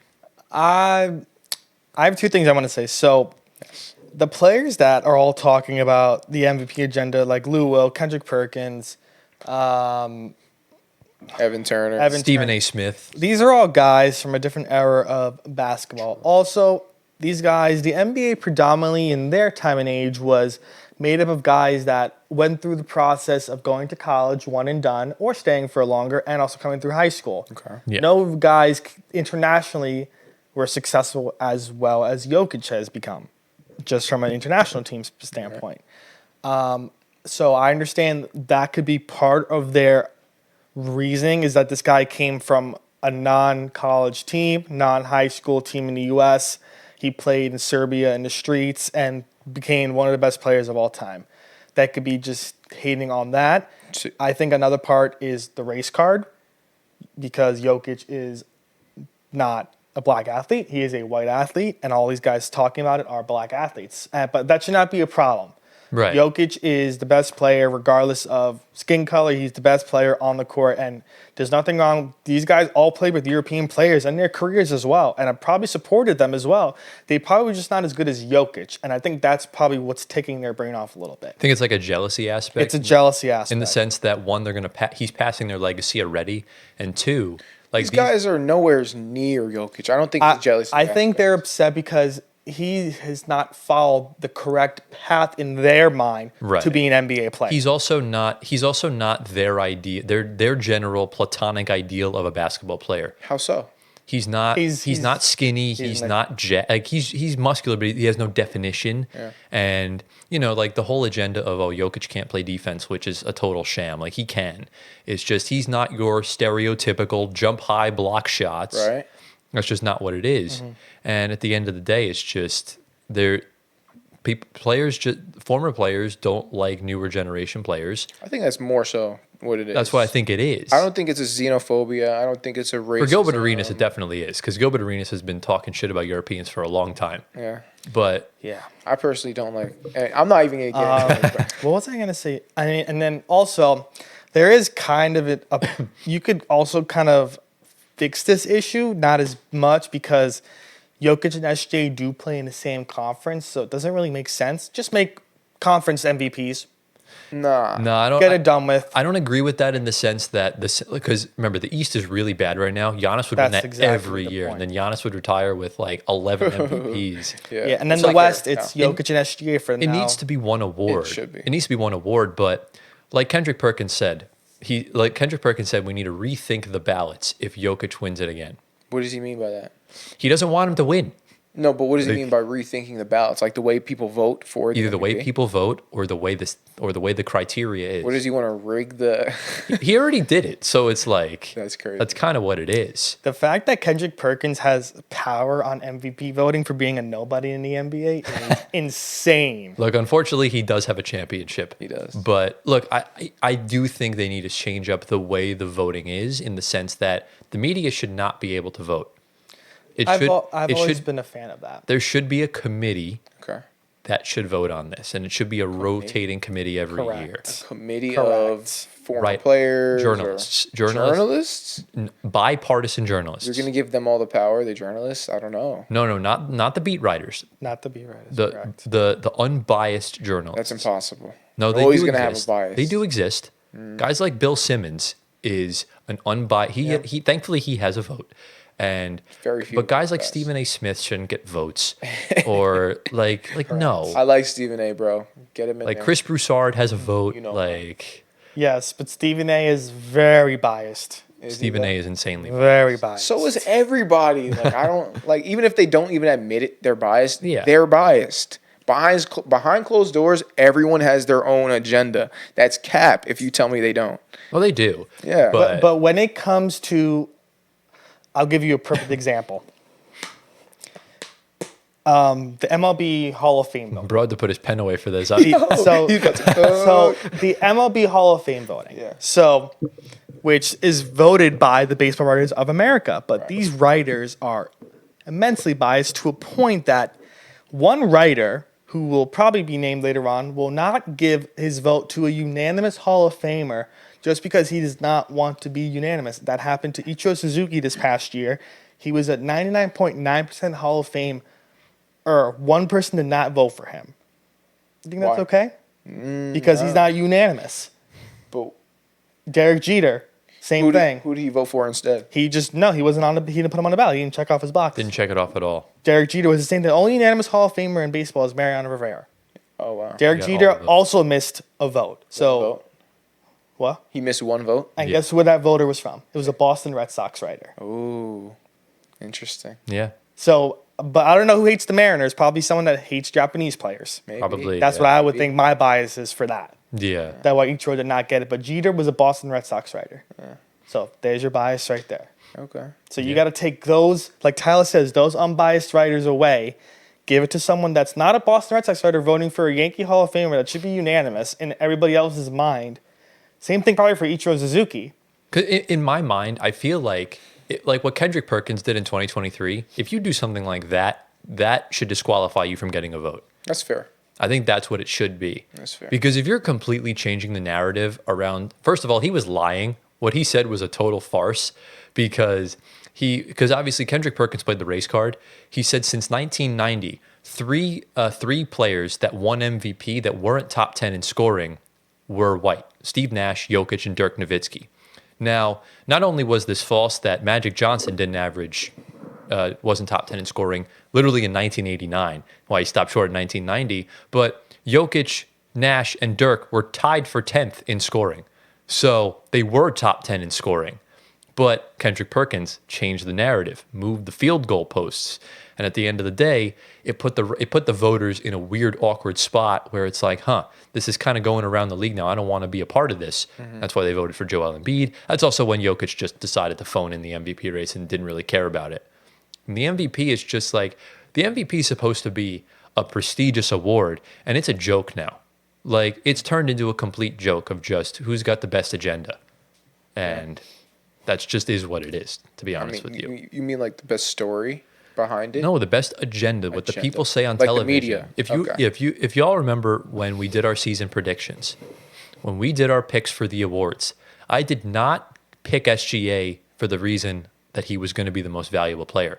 I picked SGA because I knew the agenda and the media narratives were going to give it to him in favor of Nikola Jokic. Do you still think that? Yes. That's why SGA is my pick to win MVP. And it is I thought you switched it to Nikola for your midseason. No, that was just because he was the best player throughout the first half of the season. Okay. But Nikola Jokic is the most valuable player in the NBA. He is the best player in the world. And the fact that I had to pick SGA to get it right for not even a basketball reason is a humongous problem. Yeah. And that's everything that's wrong with the MVP award. Yeah. And it's kind of the same with all the awards, really, to be honest with you. Yeah. The MVP is just the big one. That's why it's front and center on the page. And Wemby's going to win DPOY probably the next 5 years in a row. I wonder when voter fatigue will catch up to on that. But the good thing about SGA in comparison to Embiid, SGA doesn't really care about the award either. He wants to win. He just asked his thoughts on the MVP. He said, "I'm pretty good at basketball." Like, yeah, listen. I wouldn't be upset if SGA won, but I just find it sad that I didn't pick him for a basketball reason. That was the thing that kind of stuck out most in my mind regarding this. Listen, all the stars of the NBA's agenda every year is to win the cup, not the NBA Cup, the championship. And you want to win the NBA Cup too, I guess. And get a ring. The last thing on their mind is, I want to be MVP this year. I don't really think they care about that. No, they do. And that's, Embiid cared. Yeah. Most players. And that's the thing, too. And that's, I think, where a lot of the... I don't think they care. For their own legacy, they care, for sure. For some of them, they do, yeah. But for Jokic specifically, I remember when he won the first MVP, he credited Felipe, one of the Nuggets assistant coaches or trainers, and said, MVP, you can win this. And that was really the one time he actually really cared about the award, and he just doesn't give a shit anymore. Right. After you win it one time, it's like, yeah. But even still, it's just all the fact that these people on TV just shit on him on a daily basis for no reason at all. Like, how do you think he feels about that? Like, that's just disrespectful. And at the end of the day, these players, you just need to enjoy them, praise them. Yeah, and then once Jokic retires, we're gonna go into the narrative of, is Jokic a unanimous Hall of Famer? And you're probably gonna have that one voter that's gonna be like, no. I highly doubt not. He's obviously he's a unanimous Hall of Famer. He should be. Yeah. But we're gonna look back on the 2023 MVP in 20 years, and people are gonna be like, what were we thinking? Oh yeah, I know. 100%. Like, for real. Like, that MVP with everything he did that entire season, that would have been like one of the greatest seasons of all time. Yeah. So I don't know. I think historically, the MVP goes to the player who's in top seed in their conference, and they're killing it. I mean, that's historically, right? That's what he did, and he didn't win it. No, I'm talking about this season. This season, yeah. Right, but, yeah, I mean, Jokic, it's the thing. It's like he's won it on all ends of the spectrum. The first year, they were a 3 seed. Second year, they were a 6 seed. He didn't win it as a 1 seed, and then he was tied for the 1 seed, and they lost out on tiebreaker, and then he won the award again. So it really depends. But listen, the MVP race is just a farce at this point. I think the criteria changes every year for it. That's why there's so much conversation, discussion, debate over it. Yeah. The criteria just changes. And that's the problem, too, because with Jokic specifically, when the team's good and healthy, they're unstoppable, and they're the best team in the league. And when guys are out, like the year without Murray and Michael Porter Jr., Nikola Jokic clawed that team to a 6 seed with Facundo Campazzo and Jeff Green in their starting lineup. Yeah. Nets legend Jeff Green, but kind of is what it is. But Antoine, I'll let you give the closing remarks before we move on to the trades. The Embiid numbers in his MVP season are out of this world. Looking at it now, yeah, but it's just looking at it. He played 66 games in that MVP season. Since that season, he's played only 52 games in the past 2 years. That's 14 less than the MVP season. Yeah. Well, I mean, he did get he had the knee injury against the Warriors last year, and But listen, he started off his career. He did miss the first 2 years of his career, but he came on really strong. Yeah. And his MVP year, the numbers were his best ever. Of course. Yeah. And we'll probably never see that again from him. But it's going to be crazy looking back because we know he's probably going to be gone out of the league soon. He definitely has a few more years left in his prime. I think we'll continue to see those numbers. He just signed an extension, so he'll be around for a while. We'll see those numbers. He probably won't retire for another like 6-7 years, I think. He just needs to get on the court. That's all I care about. Yeah, but he can't stay healthy. That is literally. But he can get on the court for Team USA, no problem. Exactly. That's why I called him a convenient superstar. That's the issue I have. That you can get on Team USA, no problem, and play the first game of that tournament. Yep. Yeah. And you look pretty good. But now, I don't know. It is what it is, man. There's going to be a documentary on ESPN about Joel Embiid in 10 years. Probably. About just his career. But yeah, just to preface, I don't hate SGA. I actually like SGA. He's a good player, great player. He'll be a Hall of Famer, most likely. And he would be a deserving winner. But right now, Nikola Jokic is the most valuable player. And that it was Giannis for a short period of time. Jokic is now. And I really don't see, it's going to be Wemby in a few years. That's kind of how I view it. Yeah. And we'll see what happens when the time comes. But we've talked about this for 20 minutes. I think, lads, are we finally ready to get into our trades? Oh, yes. Let's do it. All right. Into the main segment. I've been looking forward to this since we started planning this podcast 10 months ago. Wow. It's our trade deadline special. I knew this would come at some point, and I can't believe the time's already come now. Pause. But yeah, we are here. Trade deadline comes in, 10 days? So it'll be 8 days by the time this video comes out. So just over a week, man. That's crazy. So here's how this is going to work. We took the buyers, the 21 buyers in the NBA. Sorry, tanking teams, but you guys are heavily involved in this because you have assets that these buyers want. So we took the 21 teams, the top 9 in the East and the top 12 in the West, and we divvied them up based on their seeding.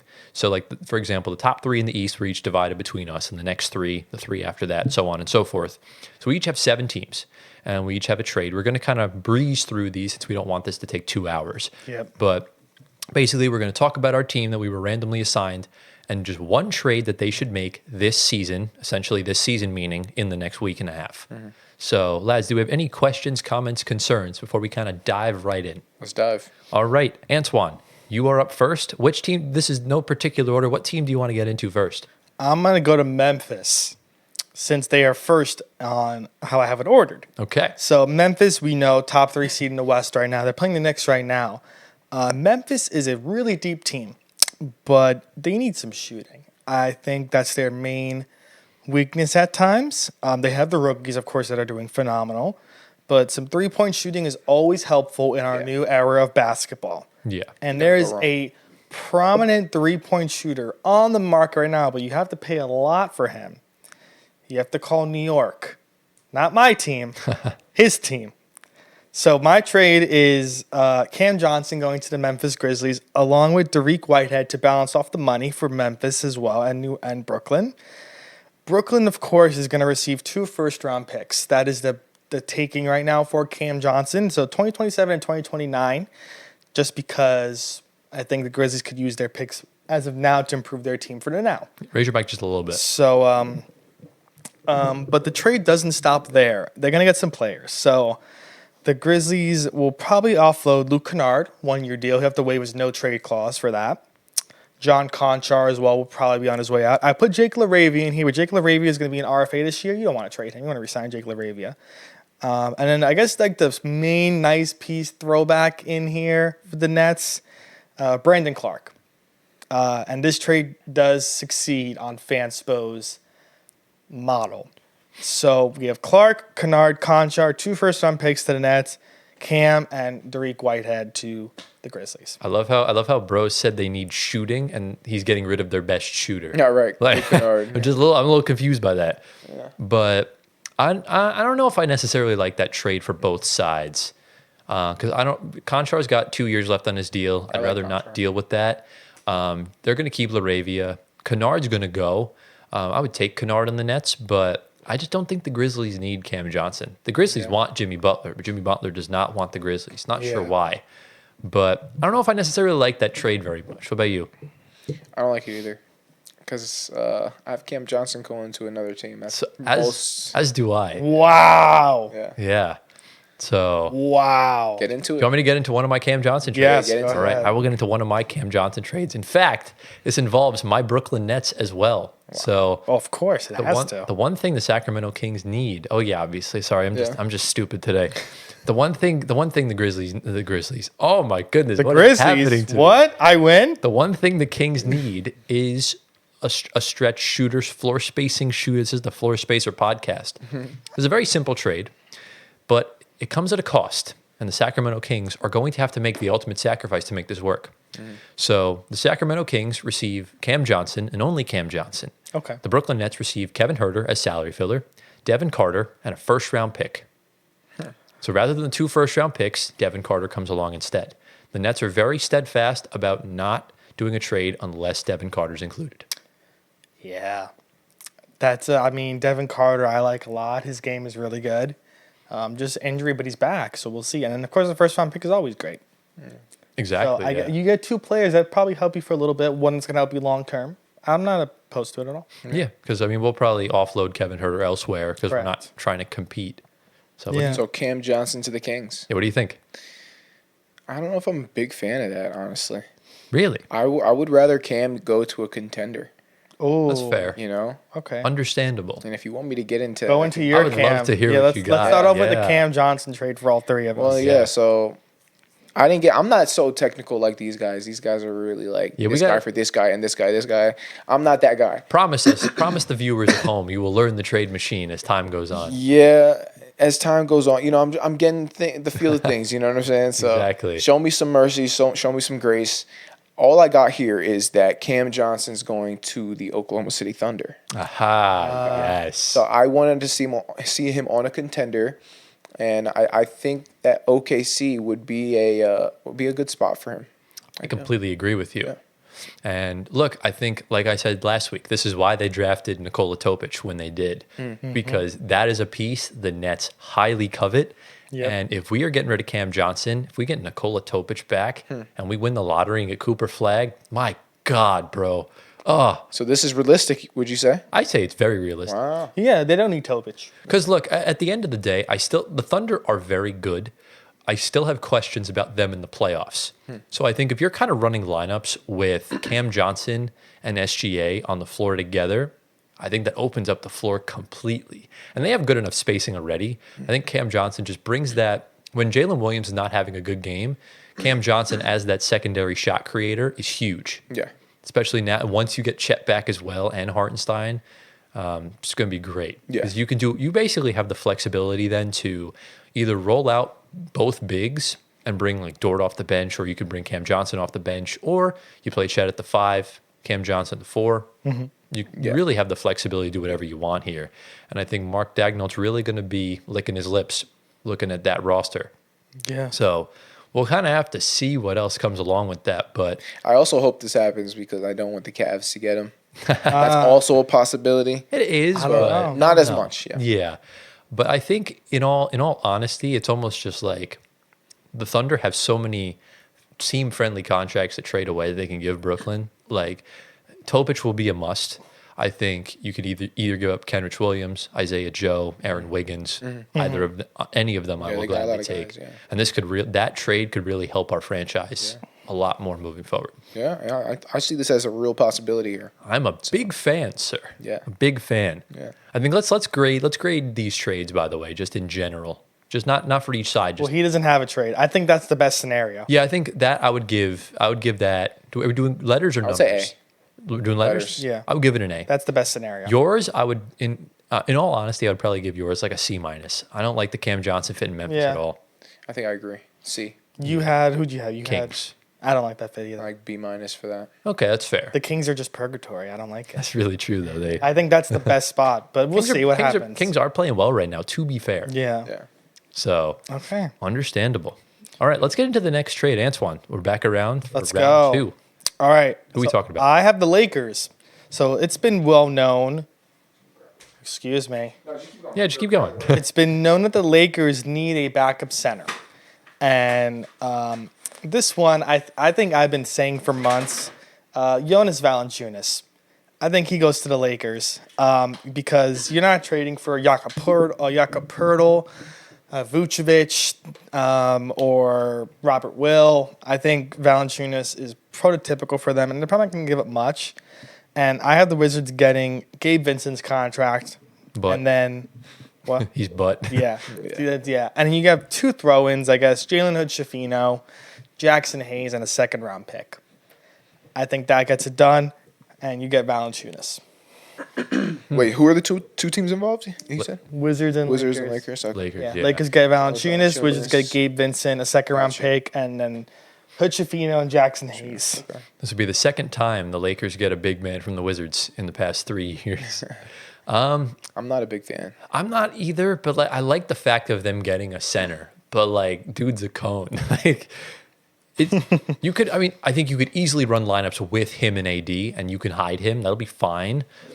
But like, if AD's in foul trouble or if AD's not on the floor, then I have some question marks regarding that. He is better than Jackson Hayes, though. That is a definite upgrade. Yeah. So I don't hate it as much. It's just hard to tell because Is he that much better than Hayes though? Yeah. Okay. Jackson Hayes is Yeah. outside of being a lob threat. Yeah. What else does he do? You're right. Like I think I trust Valanciunas more offensively, especially because he could shoot. I think he shot like 38% from 3 like a couple of years ago, so he's decent. But yeah, I'm just trying to envision how this would work. I mean, JJ Redick would probably find a way to kind of have a good 2-man game work with him and Austin Reeves potentially, just Right. kind of just gauging it out for them. But I think offensively it opens up a lot of avenues. Okay. Defensively, I think we're going to have a little bit more of a problem. Yeah. So what do you think? I mean, I think like I don't know. I personally like Jackson Hayes, but I mean, you're right. He hasn't really been doing much. I like his energy. He seems to have a high energy about him. Yeah. But yeah, I'm not a huge fan of the trade. Yeah, I mean, I think Valanciunas his time is like in the NBA as being a decent player is up. Right. So yeah. It's understandable. It's tough to kind of gauge Yeah. because Valanciunas we saw in situations he works, like in Memphis, I think he worked well alongside Ja, and in New Orleans he was the sole reason they lost to the Thunder. I mean, he was a net negative on both ends of the floor, and basically just looked like just a fatter Nurkic essentially. So, or a Nurkic with He shorter looked like a hair. G-leaguer, bro. Yeah, it was bad. Yeah. And that's why the Pelicans moved on from him. Otherwise, he would have been back. So I would give this trade a B I'll give it because a C. I do like the offensive upsides of this, considering he can play make, he can shoot, he's decent inside. It's just on the defensive end kind of knocks it back a bit. Yeah. I'll give it a C+. Okay. All All right, let me get into my second Cam Johnson trade. Oh my goodness. Oh, I have another one. Holy crap. Because in my opinion, this is the best fit for him. Okay. So it's not the Cavs. It's not the Thunder. It's not the Kings. It's a team that I'm very high on. It's the Indiana Pacers. Yeah. I think this is the team he needs to go to. And I'm really happy I got the Pacers in this because I knew this was the trade I think that works well for both sides, for us and Indiana. So in this trade, Indiana receives Cam Johnson and Day'Ron Sharpe. Day'Ron Sharpe easily fixes their big man issue because obviously Thomas Bryant's great, but you could use another guy to help out as well. And in return, the Nets would get Obi Toppin as salary filler, Jarris Walker as the young piece, Isaiah Jackson on an expiring contract, and a first-round pick, which is the asking price for Cam Johnson. And essentially, just like with Devin Carter, Jarris Walker replaces the other first-round pick as basically a first-round because he was drafted 2 years ago. So, thoughts on this? I don't hate that. That's actually a really good trade. I still like it better on the Thunder. I think both of them are good fits. But that's still pretty decent, I would have to say. Yeah. Yeah, because I feel like the Thunder are already so good that like there's only so much more Cam Johnson can add. I think him being in Indiana opens a whole world for them specifically. Yeah. More in the sense of that Aaron Nesmith has not been durable this year, so maybe he can come off the bench in some series or in some games. And because I mean, if you have a lineup of Halliburton, Nembhard, Cam Johnson at the 3, which is where he really belongs, Right. Pascal Siakam at the 4, and Miles Turner at the 5. Yeah. That's a nasty Yeah. lineup. This is very contingent on them not trading Miles Turner. I really hope they don't do that because that would be a huge mistake. Yeah. Yeah. And I wasn't going to do a Miles Turner trade. They won't trade. Yeah. They better no. not. They won't. They're definitely Miles Turner, because like I was looking at the trade market like for centers just in general, and you got guys like Valanciunas and Vooch who are good offensively but are absolute cones defensively. You got guys like Jakob Poeltl who's great defensively but can't shoot for the life of him. Miles Turner is not the greatest rebounder. He can hold his own defensively, but he can shoot the lights out, and you need that in the playoffs. A stretch five is so key. And I think that was what worked for the Bucks in 2021 was Brook Lopez being able to stretch the floor. So and also being a Defensive Player of the Year candidate. Well, right, yeah, that also does help. Well, when you're playing next to Giannis, you're going to look a lot better. True. So that kind of is what it is. But I think this is what Indiana needs to truly cement themselves as a contender to everyone else's eyes. Because to me, they're a contender. I think they should be one of the teams being talked about to go to the finals. And I think with the way Halliburton's starting to pick it up, he's been playing really well to start January. Pascal Siakam's been on his game this year. And you're just seeing real improvement from everyone else on the team. I think this is what they need. I think Cam Johnson would ignite them. And Day'Ron Sharpe having the third best offensive rebounding percentage in the NBA, you need that. That's good. You need that. And I think he would offer way more than Isaiah Jackson and James Wiseman ever could because he can shoot. Well, we didn't get to see Wiseman, but... True, yeah. But even what we've seen of Wiseman in Golden State and in Detroit... I just wish I got to see him in Indiana. I think he would have been good. He's still signed for another year. Yeah, so he'll be back. Yeah. So I think both of those, OKC and Indy are A's because just the depth they have to give Brooklyn back. Yeah. So I think either war is a win. I'll give it A-. Brooklyn. Yeah, and I think that's fair too in the sense that you lose Obi Toppin, that's really it because Walker wasn't going to play. You keep TJ McConnell, which is what you needed to do, and I think you're chilling. Yeah, I like that. How realistic is this? I think it's very realistic. Wow. Yeah. More realistic of just getting Cam Johnson. Right. I'm not sure about Day. Yeah. But I'd rather keep Day'Ron Sharpe and get rid of Claxton, but it's gonna be hard to trade Claxton. Yeah. I'll tell you that. But All right. hey, do we have any sort of other what would you grade that one, Gio, actually? A-. A-. Yeah, I would give that an A for myself. I'm going to pat myself on the back. So that's all my Cam Johnson trades. We're finally done with him. Yeah. So, Gio, what is your Cam Johnson or your next trade? His next All right, yeah. so for this next trade, I have the Nuggets, right? Ooh. Yeah. Getting the big teams out of the way. Yes, sir. And so for here, I have for a dream, right? This is the dream. Okay. Bogdan, right? Bogdan. Bogdanovich. Yep. That's the dream. Okay. The more realistic is Daniel Theis. Okay, so I think Bogey would be great for the Nuggets. He's not reuniting, but he's uniting with his Serbian teammate, Jokic. Yep. I think that would be pretty awesome for chemistry. And also, you can always, like Anthony said before, you can always use three-point shooting. And he's a scorer. Like, he could score any level, but three-point shooting, he's known for that. There's one problem with that. You'd have to get rid of MPJ. Yes. Or you'd have to get rid of Christian Brown. Correct. Either or. I think I'd rather get rid of Christian Brown. I'd rather get rid of neither of them, to be honest. Neither of them. I feel like Christian Brown, I don't know how much potential and upside that he has. I mean, this year he's immensely improved in all. In his past I think in his past 6 games he scored over 20 points. Yeah. He's been very good defensively. Yeah, that's He's one been thing that he huge always, for them. Yeah. Yeah.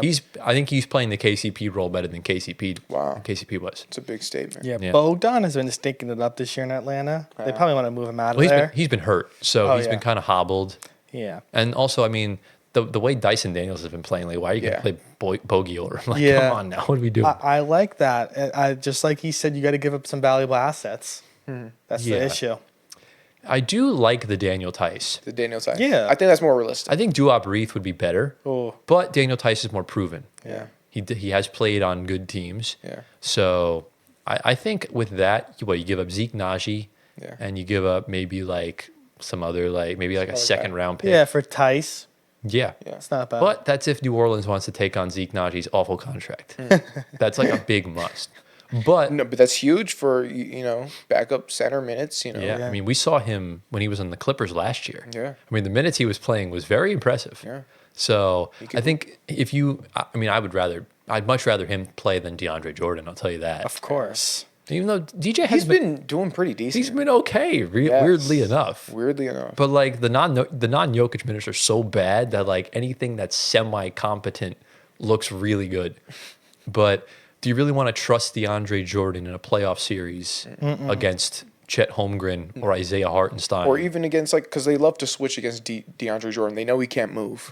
So it's like, no, I don't trust him. I do trust DeAndre Jordan as a lob threat. Absolutely. Like, he can still do that. On the offensive end, it's fine, but like Daniel Theis can do the same thing. Yeah. As far as being a lob threat. Yeah. But I love, like, I think you can play drop coverage with Daniel Theis. I think that's the one center I would totally be okay with doing. Because he can move semi decently. Yeah, he's better than DeAndre. And he will grab a lot of rebounds. Yes. So I would English is so hard, man. I would love to see the fit with Jamal Murray specifically, because Jamal Murray runs the second unit during the playoffs. Yeah. And obviously him and Russ have played together already, so you know the chemistry will be there. Yeah. So I don't really have problems with that. Yeah. I'm more curious to see how him and Jamal would function. That would be cool. That would be cool. I'd give that's a B, B minus. I would give that, the bogey one, I'd give a C minus. Yeah. It's just not going to work. Yeah. I would give that a B plus. Okay. That's an underrated. I kind of forgot about Daniel Theis, to be honest with you. Daniel. I'm not even going to lie. So I like that. So, Antoine, let's get into more of these cruddy teams. Let's get them out of the way. Oh. I know I gave you a couple. Speaking of Daniel Theis, we're going to go back to Boston. Oh, okay. I guess we're going to get into I mean, they're playing cruddy right now, so it makes sense. So Boston, they really can't do much. Just from doing some research, the Celtics want to move off of Jaden Springer and his awful contract they have right now with him. I think they traded for him last year from Philly. So, listen, Boston would definitely need a backup big man to Kristaps because injury prone, and also Al Horford is kind of on his last leg. Hence, Daniel Theis comes in, a Boston Celtics vet, knows the system. You call up New Orleans and you get Daniel Theis. You also throw in Jaden Springer, and you also ask him about a former Celtic that didn't play much, Javonte Green, who's also on the bench for the Pelicans, playing pretty decent for them because of their injury problems in New Orleans. But now since they're all back in their starting lineup, he's been more of a bench guy. But Javonte Green to fill in the bench with Daniel Theis, of course, and you only give up Jaden Springer, like I said, and a second-round pick. I think that gets it done. You bring in two vets that help that bench. Theis is, I guess, backup to Kristaps and or Al Horford. Well, that's what they have. Is a Boston Celtics vet. No, isn't that what Xavier Tillman's for? Yeah.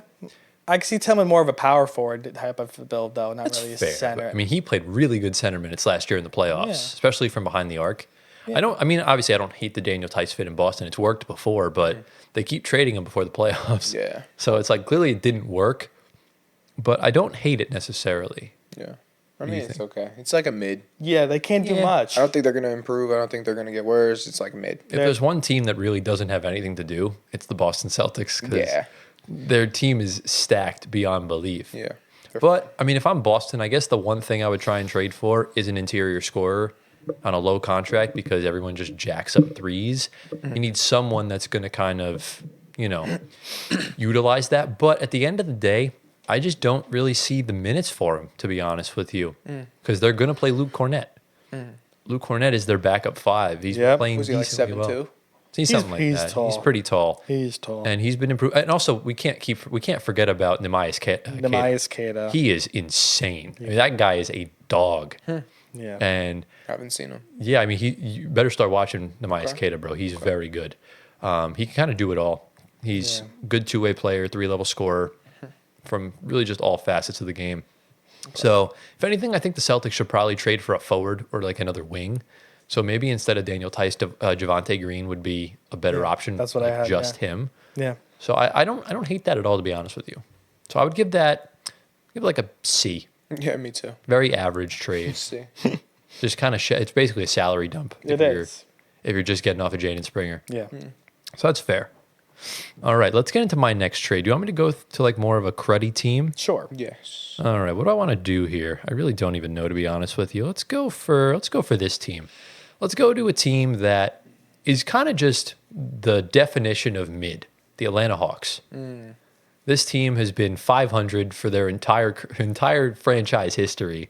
And there's really kind of one thing they're trying to do this year, and it's get off of Clint Capella. He's on a $22 million expiring deal. You got to get someone better. Clint for Wemby. Imagine. That would be crazy. But I did some digging. There was a few things they could do. Now, I know a lot of Hawks fans want Nick Claxton. He went to Georgia. He's from the South. It's a good fit. However, I just the way Claxton has been playing, I just don't think that would necessarily benefit Trae Young long term as a single asset in a trade, because he's on a 4-year deal, and if it doesn't work out, you're trapped with that contract. Now, granted, it is a depreciating contract. He will make less as the years go on, but I already made a bunch of Nets trades. I didn't want to do that. Instead, I have the Atlanta Hawks surrounding Dyson Daniels with even more defense. And if these guys are healthy, then this trade is beautiful. So the trade involves the Portland Trailblazers. And this kind of pseudo-solves two things. So the Blazers will receive Clint Capella, just Clint Capella. The Hawks will receive Robert Williams, who is a lob threat and is just an amazing rim protector, and Matisse Thybulle, along with a second-round pick. I like that. So that essentially... Forgot about Matisse, man. He's the most forgotten player in the NBA right now, like dead ass. Yeah. So not only does this give Trae Young a younger lob threat in Robert Williams, but this also gives him way better defense across the board, because we all know how good Dyson Daniels is. We all know how good Jalen Johnson is. We all know the capabilities of Reese Shea and just the entire roster as a whole. And you add these two to the mix. What the heck? Sneaky good. That defense is crazy. Yeah. So what do we think? If that happens, I don't know how realistic that is, but I love that. That's the thing. I don't know either. I love the trade for Matisse. I think just that alone just gets me. And then to add Rob in there, I think this is a A- trade. Thank you.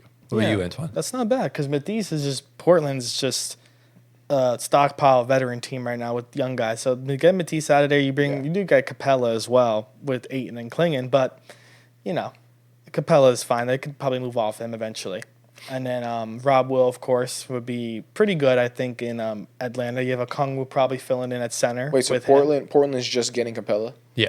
Because Portland's tanking. They're going to take on the bad contract, and you get a second-round pick. Which and they're going to make more trades. There's going to be guys available. Exactly. So Capella's a bad contract. You'll eat, and then he'll go off the books in the offseason. Yeah. That way they'll lose more games, get a higher pick. Yeah, I don't hate it at all. I think Capella needs to go. It's been a while. He's been staying there. Should have been left probably a season or two ago. Maybe a season. We got to give bro credit. But I mean, Capella, he's held his own past his prime. Yeah. He's been very suitable for them, and I think playing next to Trae Young has really kind of elevated his game a lot more. Yeah. So I got nothing bad to say about Clint Capella. I hope he gets a contract next year. He should. Yeah, I think that's an A trade. I think both teams win there. Yeah. For sure. That's someone y'all should pick up on the MLE next year if he's available. Yeah, for the Knicks. Yeah. Center help is always needed. Yeah. Absolutely. You need a capable center that can defend. Yeah, definitely. So all right, let's get into my next team. You have another cruddy team? Want to get the cruddy teams out of the way? Crud team? Yeah, do a bit of a stinker. All right, well, we can do the Spurs. Okay, if you fair consider enough. them a crud team. Yeah, they stink. Yeah, so let's do the Spurs, and I had two players in mind here that can go to the Spurs. That can go to the Spurs, and that is Trae Young. Okay. And De'Aaron Fox. Ooh, what do we think about these two? Big shots. Let's talk about just De'Aaron Fox, because Trae Young's not getting traded. Yeah, that's more doable. Yeah, I'm not necessarily sure. Spurs have a lot of guys. I'm not necessarily sure if it happens this year. Okay, but I think it would be a great fit. Because I don't know how much longer do you see Chris Paul playing? Oh, he's like 1 year. Done. 1 year, that's it. I mean, look, I'll give you this. He's got more time than Mike Conley, I think. Oh, way. Conley's having a stinker this year, bro. It's awful. Sorry, Mike. Get Rob in there. Look, the one thing I don't really like about this is the fact that De'Aaron Fox is not really much of a lob thrower. He's definitely more of a score-first guy. He definitely is, but to his credit, like, he doesn't really have a lob threat. Sabonis is not that guy. Right.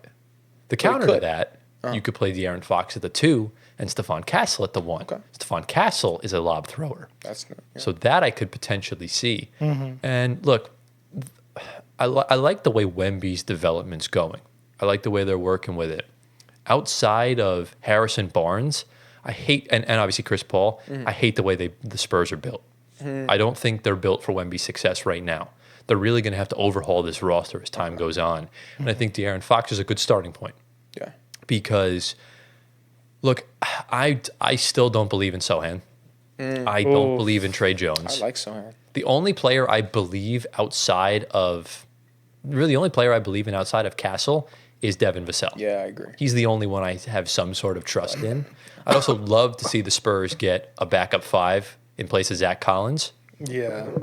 The Spurs have a lot. The Spurs are a long ways away. Yeah, from winning Exactly. basketball. Yeah, like they can make the play in this year, but they're going to get shellacked. Yeah. Like I don't even care if you're playing the Warriors. The Warriors will beat you in the play-in. That's how I just don't trust the way this team is constructed. I don't, especially with Pop not there. Yeah. It's a little cause for concern. De'Aaron Fox, though, really changes things up. Oh, yeah. I will not lie. Definitely does. I like the ideas for Fox. Trey Young's not getting traded anymore. I just threw him in Fox there. is the best idea I think that could happen. I'd give that an A idea. Fox, I would give an A-. Trey Young, I'd give a D right now. Yes. Because he's just not getting moved. Trey is Just not getting moved. No. I think that time has passed. Yeah. Now Yeah. that they're building around him. The Pelicans, Yeah, you're right. You guys are right. the Hawks gifted the Pelicans gifted the Hawks their success. Yeah. By the DeJounte trade saved their ass. Yeah, exactly. I think But that was a look, big thing. I don't hate it necessarily. No. I think Okay. a point guard's definitely what they need to attack, whether that be, Or a combo guard. Like Right, yeah, combo I think guard. De'Aaron Like is a combo. Like I know Darius Garland was a name thrown around in the offseason before Yeah. Cleveland got good. So look, I don't mind it at all. I think I would give I would like give to it see an A- for De'Aaron Fox. Yeah, get De'Aaron out of Sacramento. Yeah. All right, Antoine. All into right. your next team, Do you want to do Golden State, Minnesota, Orlando, or Milwaukee? whichever one you want. I'm going to go to a panic buy, Golden State. Okay. I think Golden State panic buys immensely because Lauri Markkanen was a big loss for them in the offseason, not getting him. They need front court help, and they need it really badly. Yeah. So I think the easiest route for them to not pay a premium price, unfortunately, like for a Pirtle or a Miles Turner, potentially. I think you call Chicago, you ask about Nikola Vucevic, and apparently Patrick Williams is on the block, according to them. Everyone's So- on the block except Modest Buzelis. Yeah, it's funny. Montas. Cleaning house. My boy. The Warriors solved their front court problem with two guys that are interesting. And of course, the Bulls would take on some money. I think Andrew Wiggins, of course, gets moved to that in their deal. I think you would also move a young piece. Trace Jackson Davis would go to the Bulls as well. And I think you would also move on from Gary Payton, just an expiring deal. And then I think just to sweeten it up for the Bulls, for Wiggins, because his contract's really bad, you throw in a first-round pick just to get that deal done. I don't hate the trade. Swap Trace Jackson Davis with Jonathan Kuminga. You think that? But do you think Kuminga they would let go They of have that trade? if you want anyone on a big contract, Kuminga has to go. Trace So Jackson Davis only makes $1.8 million. So you would probably okay. I mean, I was questioning that, but I think the RFA they would want to keep the RFA. But I don't know back if they in Golden don't want to pay State. Kuminga. So that's the only thing. Okay, that's fine. I would do Wiggins, Kuminga, Gary Payton, and then maybe make it a second-round pick. No, it'd Instead still of- be a first. Keep the first then? Keep the first, Okay. yeah, because Kuminga's going to cost a lot. I could do that. Yeah, I had that idea. I just thought Kuminga RFA. You want to keep him, Not all the time you want to keep the RFA guy. so I don't. Okay, it really but depends on the situation. That's fine. I would definitely put Kuminga in over TJD. Oh, so you're swapping those guys? I would stop. Yeah, Yeah. I just was thinking that the Warriors wouldn't give up the RFA like Kuminga to bring him back because they have the matching rights. But they're not going to give up TJD though. He's their starting center right now. Yeah, but you bring in Vooch. Still though, I would TJD gets the. he'll be the backup center. They just Backup. drafted him. They're not going to. No way. They're going to give. I think they're going to get off of Pods before Trace Jackson Davis. Well, Pods. So Or maybe you could put Pods in here instead of TJD. that's true. Yeah, but Either or. The Bulls are a dumb franchise, so that's true. They probably would take Pods instead of Kuminga. They would take Wiggins But- probably as well. Yeah, they have to. Wiggins, They you need have some salary filler anyways. So, or the Warriors could easily just flip Dennis Schroeder. Like That too. that's another option. they I could think flip- that was a mistake. Yeah. So Major. I don't hate the fit necessarily for I hate Vooch. it. I would give it like a B minus. No, oh, you're talking about that one? Yeah. I thought you were talking about the Dennis Schroeder. Vooch No, and, no. Vooch and Pat Yeah. will as well. So Yeah. they get a whole front court. True. Yeah. I'll give it a B, I guess. That's fair. Yeah. All right. let me move into my next trade. We're going to go to a team that can really go anywhere. I think they have a very low floor and a very high ceiling. It's the New York Knicks. So I struggled with this because the Knicks have no assets. They have very few tradable contracts. They have one tradable first-round pick, and that tradable first-round pick is a 2025 first from Washington that's top 10 protected, so it's not going to convey. So you're doomed there. Now, I looked at centers. Jakob Poeltl's too much money. What's his face? I'm blanking out on the centers. I tried getting you Kevon Looney. Couldn't really work. I looked at Jonas Valanciunas, and he's a cone. The Knicks need defense. The Knicks need defense. Problem is, no one on the market's really going to solve that problem. So what do? I give you a 3-point shooter. So I have you guys getting Nikola Vucevic from the Chicago Bulls. And here's what sucks for the Knicks is that you have to get rid of Josh Hart to get Ayo Dosunmu, and I did not do that because you need Josh Hart. But I have the Knicks getting Nikola Vucevic. I have the Bulls getting Mitchell Robinson, Precious Achiuwa, a first and a second-round pick, the one from Washington, and then a 2026 second. Because you really if you're the Knicks, you can clearly get rid of Robinson and Achiuwa because Thibodeau only plays 6 players anyway, so it really doesn't matter. So if he has to bite the bullet for 5 minutes and play Jericho Sims in the playoffs, he will do it. Mm-hmm. So that's essentially the trade. So you said Vucevic for Mitchell Robinson, Precious Achiuwa, first and a second. The reason why, because the main ones I tried getting you Walker Kessler and I tried getting you Jakob Poeltl. That doesn't work. No way. The one thing the two GMs you don't want to mess with without draft picks are Danny Ainge and Masai Ujiri. So yeah, this is a tough one, Tyler. Tough situation, but yeah, I don't like the trade. I don't love Vooch at all for us. Me neither. And I think even throwing a first-round pick for Vooch is too much. I think Mitch and Achiuwa get that done easy. But again, that first-round pick, you're not going to get it anyways, so you might as well get rid of it. It's going to go to the Wizards, top 10 protected. The worst they're going to get is like 5. Okay, true. That's the only reason why I have it going. Yeah, Achiuwa's on a 1-year deal, so no gripe there. Mitch just... I guess the only audible, maybe you swap Vooch and you get rid of Mitch and you just go Achiuwa for Ayo Dosunmu in a first. Honestly, I'm not against that. That'll be a lot better. Yeah, I like Ayo, but there's a lot of the Knicks have a lot of guards. The Knicks have decent point of attack defense, not named Mikal Bridges, but you need more. It's tough because even though Vooch is not great defensively, Cat at the 4 would just be a lot better. Yeah, the whole Ayo Dosunmu thing that would help get Josh Hart on the bench. So would Vooch, give him some rest. But so would Vooch. Because you could easily run out a lineup of Brunson, Bridges, OG Anunoby, Cat, Vooch. Yeah, exactly. You move Hart to the bench. Yeah. True. I like it's C+. I agree. I don't like Vooch. I'll take that. I'll take a C+. I think C. I don't like Vooch. Yeah. So I tried to be as helpful as possible here. Yeah. Without gutting your entire draft picks because I tried. You guys already are gutted because you have no picks to trade for Walker Kessler, so it's useless. All right. So what's your next team, Gio? All right, so I have the Mavericks here. Ooh. Yes, and so I have two scenarios or situations. Bruce Brown, okay, either him or Jimmy Butler. Oh God. What do we think about? I want to get your guys' thoughts on Jimmy Butler going to the Mavs. That's not doable. It is doable, but I don't want them gutting their franchise for that. Okay. Especially because we don't even know if he wants to resign. So I don't know, but that would be cool. I think that would be awesome. I think if they still had if they had last year's tradable contracts like Grant Williams, they could have gotten it done.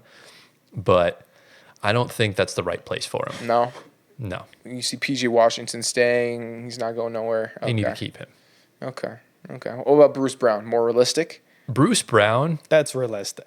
Yeah. Bruce Brown, man. Nets legend Bruce Brown. Yeah. I adore him. Yeah. And he is just like Cam Johnson, a plug and play. Yeah. But he actually has, won a championship. He's been a huge impact.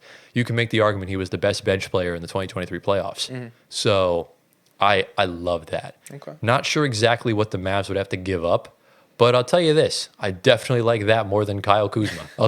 I will tell you that right now. Yeah, no. I left Kyle Kuzma off my trades because no team deserves that. Yeah. So So what do you grade this one? I like Bruce Brown is a B plus. Jimmy C. I like Jimmy. I mean, maybe it's not realistic, but I like Jimmy on the it's, Mavs. the problem is you would have to get rid of Kyrie because Jimmy makes so much money. Oh, way. that's so Jimmy bad. makes $49 million. That's Okay, so yeah. bad. 49. No. You're right. You're right. So Jimmy, I would give a D. Yeah. Bruce Brown, A minus. Yeah, Bruce is nice. Love that fit. Oh my God, that would be amazing. Yeah. That would be sick, bro. Yeah. You know, suffer through Jalen Hardy minutes. Yeah. Let's go.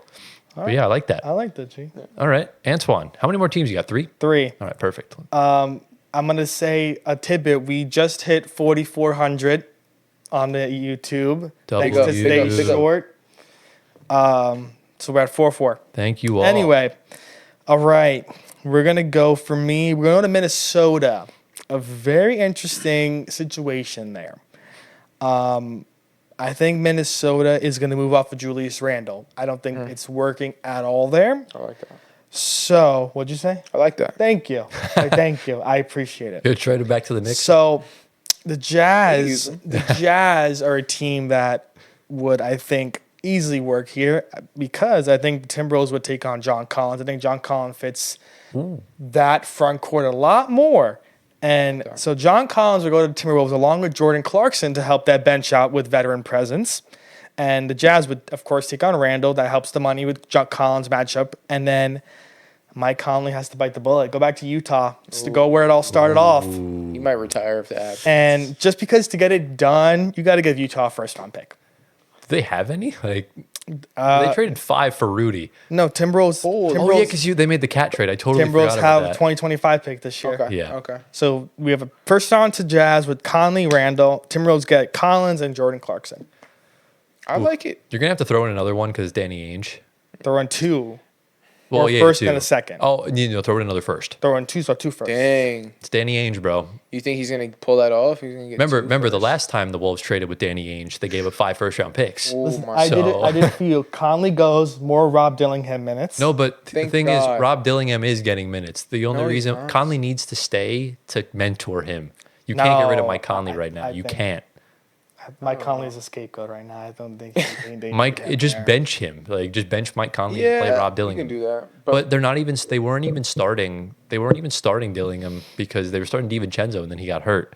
But I low key would rather I would like to see a reunion with Jimmy Butler in Minnesota I was Whoa. thinking about that, but I just didn't think it would work. because Randall's like 30 something mil. That's like a good chunk of the salary. true. And I think the way J-Mac's playing offensively, Not good. not great. I wouldn't mind seeing that happen, but as far as Randall to Utah, that is a place he can thrive in. I like that. I But do like this trade actually. yeah, that's a place he can thrive in. Because look, let's be honest with ourselves. Cat was a salary dump, so Randall was going to get flipped.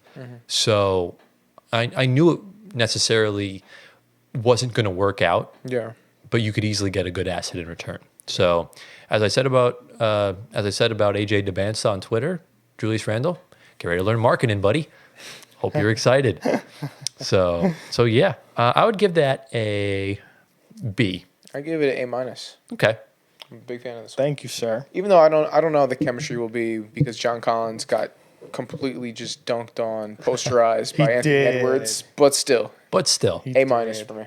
exactly. Okay. All right. So how many more trades do I have left? I have We're one. on our 15 each, so we have 2 after this one. 42 minutes Okay. in. Yeah, we We're better. good. This will be a longer segment. We gotta didn't have as speed it up much a to little talk bit. about. All right, let's go to a team that is really good but doesn't have much to much to do. It's the Houston Rockets. Now, I sat at my desk last night for a good 4 hours and just was thinking while I was playing FIFA, just who could the Rockets trade for? And I was thinking, Fox, Booker, Durant, Butler. Jimmy Butler's an awful decision for them, so I just quickly eliminated that. They don't need Cam Johnson. They don't need a lot of these guys. And you're not going to trade for Booker and Kevin Durant until next year, the year after. So why not just get a better replacement for someone that's just not playing well right now? And, I think what's key is having capable players in the playoffs. And I just don't see Jock Landale being that player to do that. And I'd rather keep Jeff Green and Steven Adams as vet leaders because those are two of the best vets in like NBA history as far as like leadership goes. Yeah. So you bring in a young guy that's 7 foot that has a lot of potential. You call up the Chicago Bulls, give them Jacques Landale for Jalen Smith. Straight 1-for-1 swap. They both make the same salary. And I think he is a very capable 4/5 in the playoffs. This is a good. Yeah, that's not bad at all. Lando was good in the Olympics we saw, but he's just not getting time there. Jalen Smith as well. The Bulls are just going to blow it up. Just get rid of him. They signed him to be a backup big this year. I don't know why. Just give him to a contender like Indiana had him last year and let him do his thing. But they didn't know they were going to lose both their bigs. Yeah, that's fine. That's an A trade for me. What does our Rockets Glazer think? Rockets. They can't do No, I like it a lot because it's very simple trade, 1-for-1. I had to do think one this is simple realistic. trade. Yeah, I think this could happen. I'll give it a B plus, A minus. I'll take that.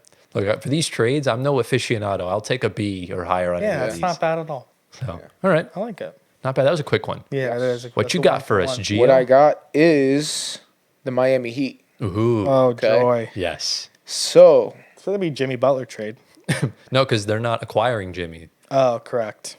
So who does Gio see? So I got the by? Heat acquiring. I have 2 players here: Okay. Brandon Ingram or Jerami Grant. What do we think? Another player I forgot about. Yeah, man, Jerami Grant, man. Players be going to Portland and just falling off the face of the earth, bro. It's Jerami Grant's a crazy. great player. I love the Jeremy Grant Yes, me fit too. in Miami. I also low-key think Chris Middleton could fit well there as well. Okay. But Jeremy Grant, I love that. Yeah. You could, like, if you roll out a lineup of a point guard, because Rozier's not there long term. Right. Tyler Hero. Jerami Grant. Point guard, Tyler Hero, Jeremy Grant, Bam Adebayo, Kel'el Ware. Yeah. Oh, That's nasty. that is amazing. That's nasty. You know ball, bro. Yeah, bro. You know ball. I'm underrated, but They I won't know a win little bit of shit. something. They won't win shit, but like it would be vibe. It would be so cool. It would be so good. It's so fun to watch. I give that a B plus. B plus. Very Both good. names are really notable for that team to be better. Brandon I think- Ingram, I don't know necessarily. Yeah. Just the durability problems. Jeremy Grant's easy. You want to get Portland out of their veterans. They want to be young.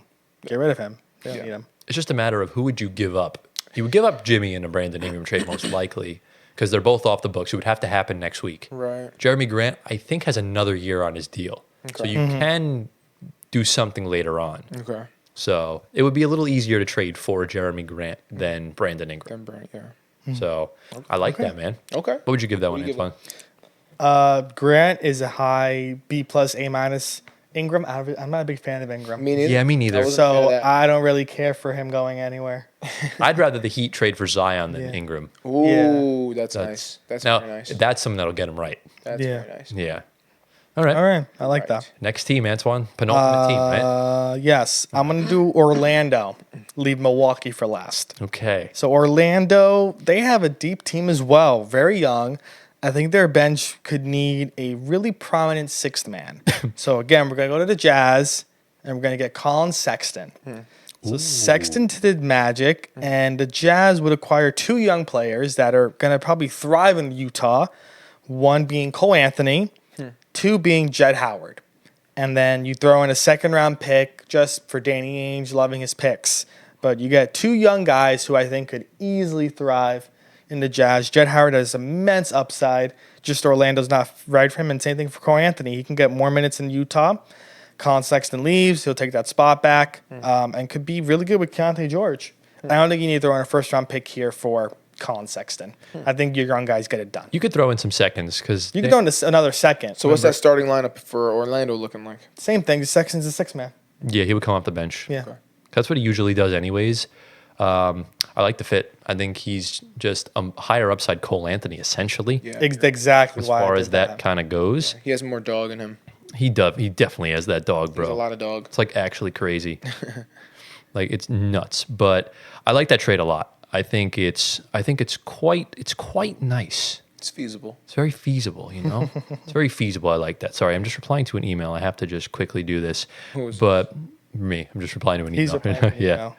Quick little emergency there. But I would give that trade a B plus. Yeah. I like it Yeah. a lot. Yeah. I give it a B. Listen, having a lot of depth helps you just because you don't have to give a lot of picks. So, and they have a lot of it, so they can do it. No Jonathan Isaac. He stays. Yeah. So, Good. All right, let me get into my penultimate team. Do it. Let's talk about the Los Angeles Clippers, a team that's very good right now based on the circumstances. They're exceeding expectations. Again, this is a very simple trade. They just need to get off some dead weight and bring in some guys with promise. And I think they really just kind of need to shore up their big man department, give Zubac some help down there. So you call it Masai Ujiri, the Toronto Raptors. oh, boy. You trade PJ Tucker, Terrence Mann, and a second-round pick for Kelly Olynyk and Chris Boucher. Ooh, I was thinking Jakob Poeltl. Never mind. Nope. Boucher. Boucher's having a year where he is having a lot of nice games and a lot of not nice games. And Olynyk's been injured. But, again, a team that has a lot of depth in Toronto with big men, with Poeltl, of course, Scotty, Olynyk, Boucher. That's fine. Boucher I would like to hang on to if I was Toronto, though. But it's fine. They're tanking. They can draft somebody. Yeah. You get PJ Tucker. You get Terrence Mann rejuvenated in Toronto, maybe. Yeah, that's maybe. fine. It's possible. I'm like this middle on this. I'm B. I think it could be a win-win or a lose-lose for both Wait, teams. is B middle or C middle? C's middle. Yeah, but I'll give a little upside for A little both better. teams. So a little better than middle. Upside. Okay. Yeah, I think I'll give it about the same. I think I'll give it right straight on a B. We take Okay, that, yeah. baby. They like can't Let's lose. go. I like this one. All right. Now for my last, this is the last team, right? Nope. No, second second to to last last. team. Second to last team. Oh wait. Did you forget one? Oh no, yeah, okay. All right, so my second to last team, I have the Pistons, Ooh. and yes. that I have Brandon Ingram Oh, going to Detroit.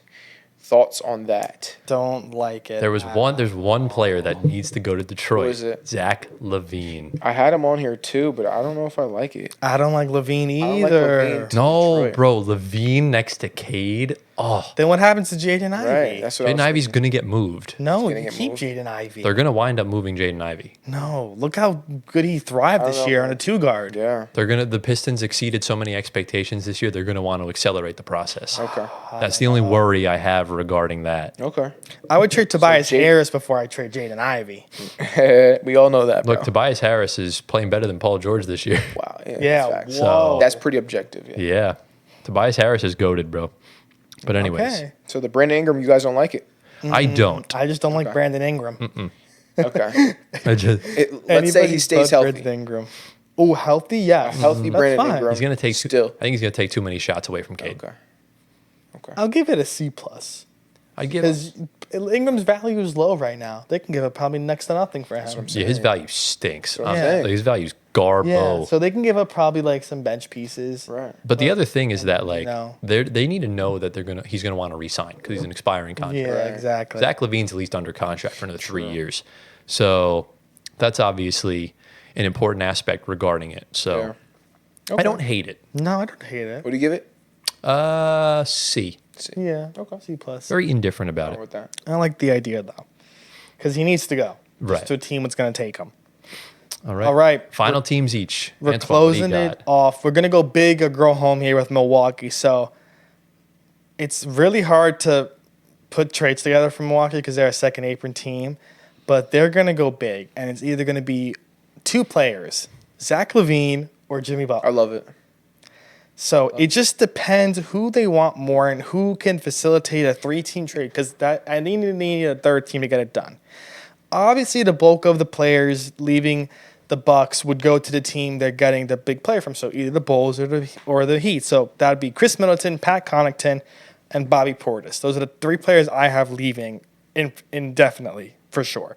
And then of course the picks as well to that team that brings back LaVine or Butler. And then the third team trade would have to just be for salary filler to balance out some contracts because no 2-team trade deal gets done with Milwaukee for LaVine or Butler because of their aprons. Yeah. So you need a third team that can just throw in something filler to work out a trade. But the team, which is the Bulls or the Heat, are going to get Middleton, Connaughton, Bobby Portis, and a first, Wow. second, or another first. That's a lot. And then, a lot of depth, a lot of pieces. yeah. So said I love it, but I don't know if I love LaVine it as and much. Jimmy.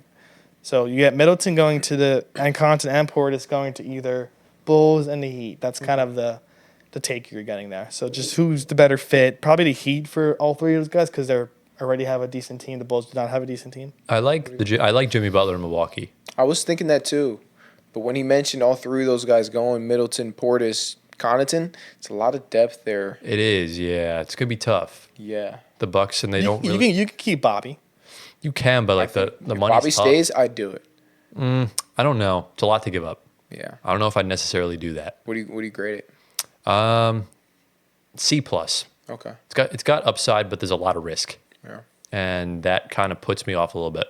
I think if Bobby stays, B plus. Okay. Goes C plus. Okay. Yeah. I mean, Bobby Portis has had some bad games this year. So I know, but I have faith in Bobby. I don't know. I that's think fair. He performs when it matters. All right. Let's get into your last one because I have the big dog. Oh, okay. Yeah. Okay. So for my last one is the Cavaliers. I actually don't have a trade here for them. Really? Because what I was thinking when I was thinking of like potential players that can go to the Cavs, I'm like, I don't know if you want to mess up the flow that the Cavs have right now. They're in such a good flow, and I think if you make any trade or any player from their team go somewhere else, I think it could not ruin, but like throw off the chemistry of the team. And so I was like, Understandable. I don't Don't want to I mess think with the the. Cavs. Don't want to mess with the good juju. I don't want to mess with it. Keep what they got going on because it's working. Don't make any trades.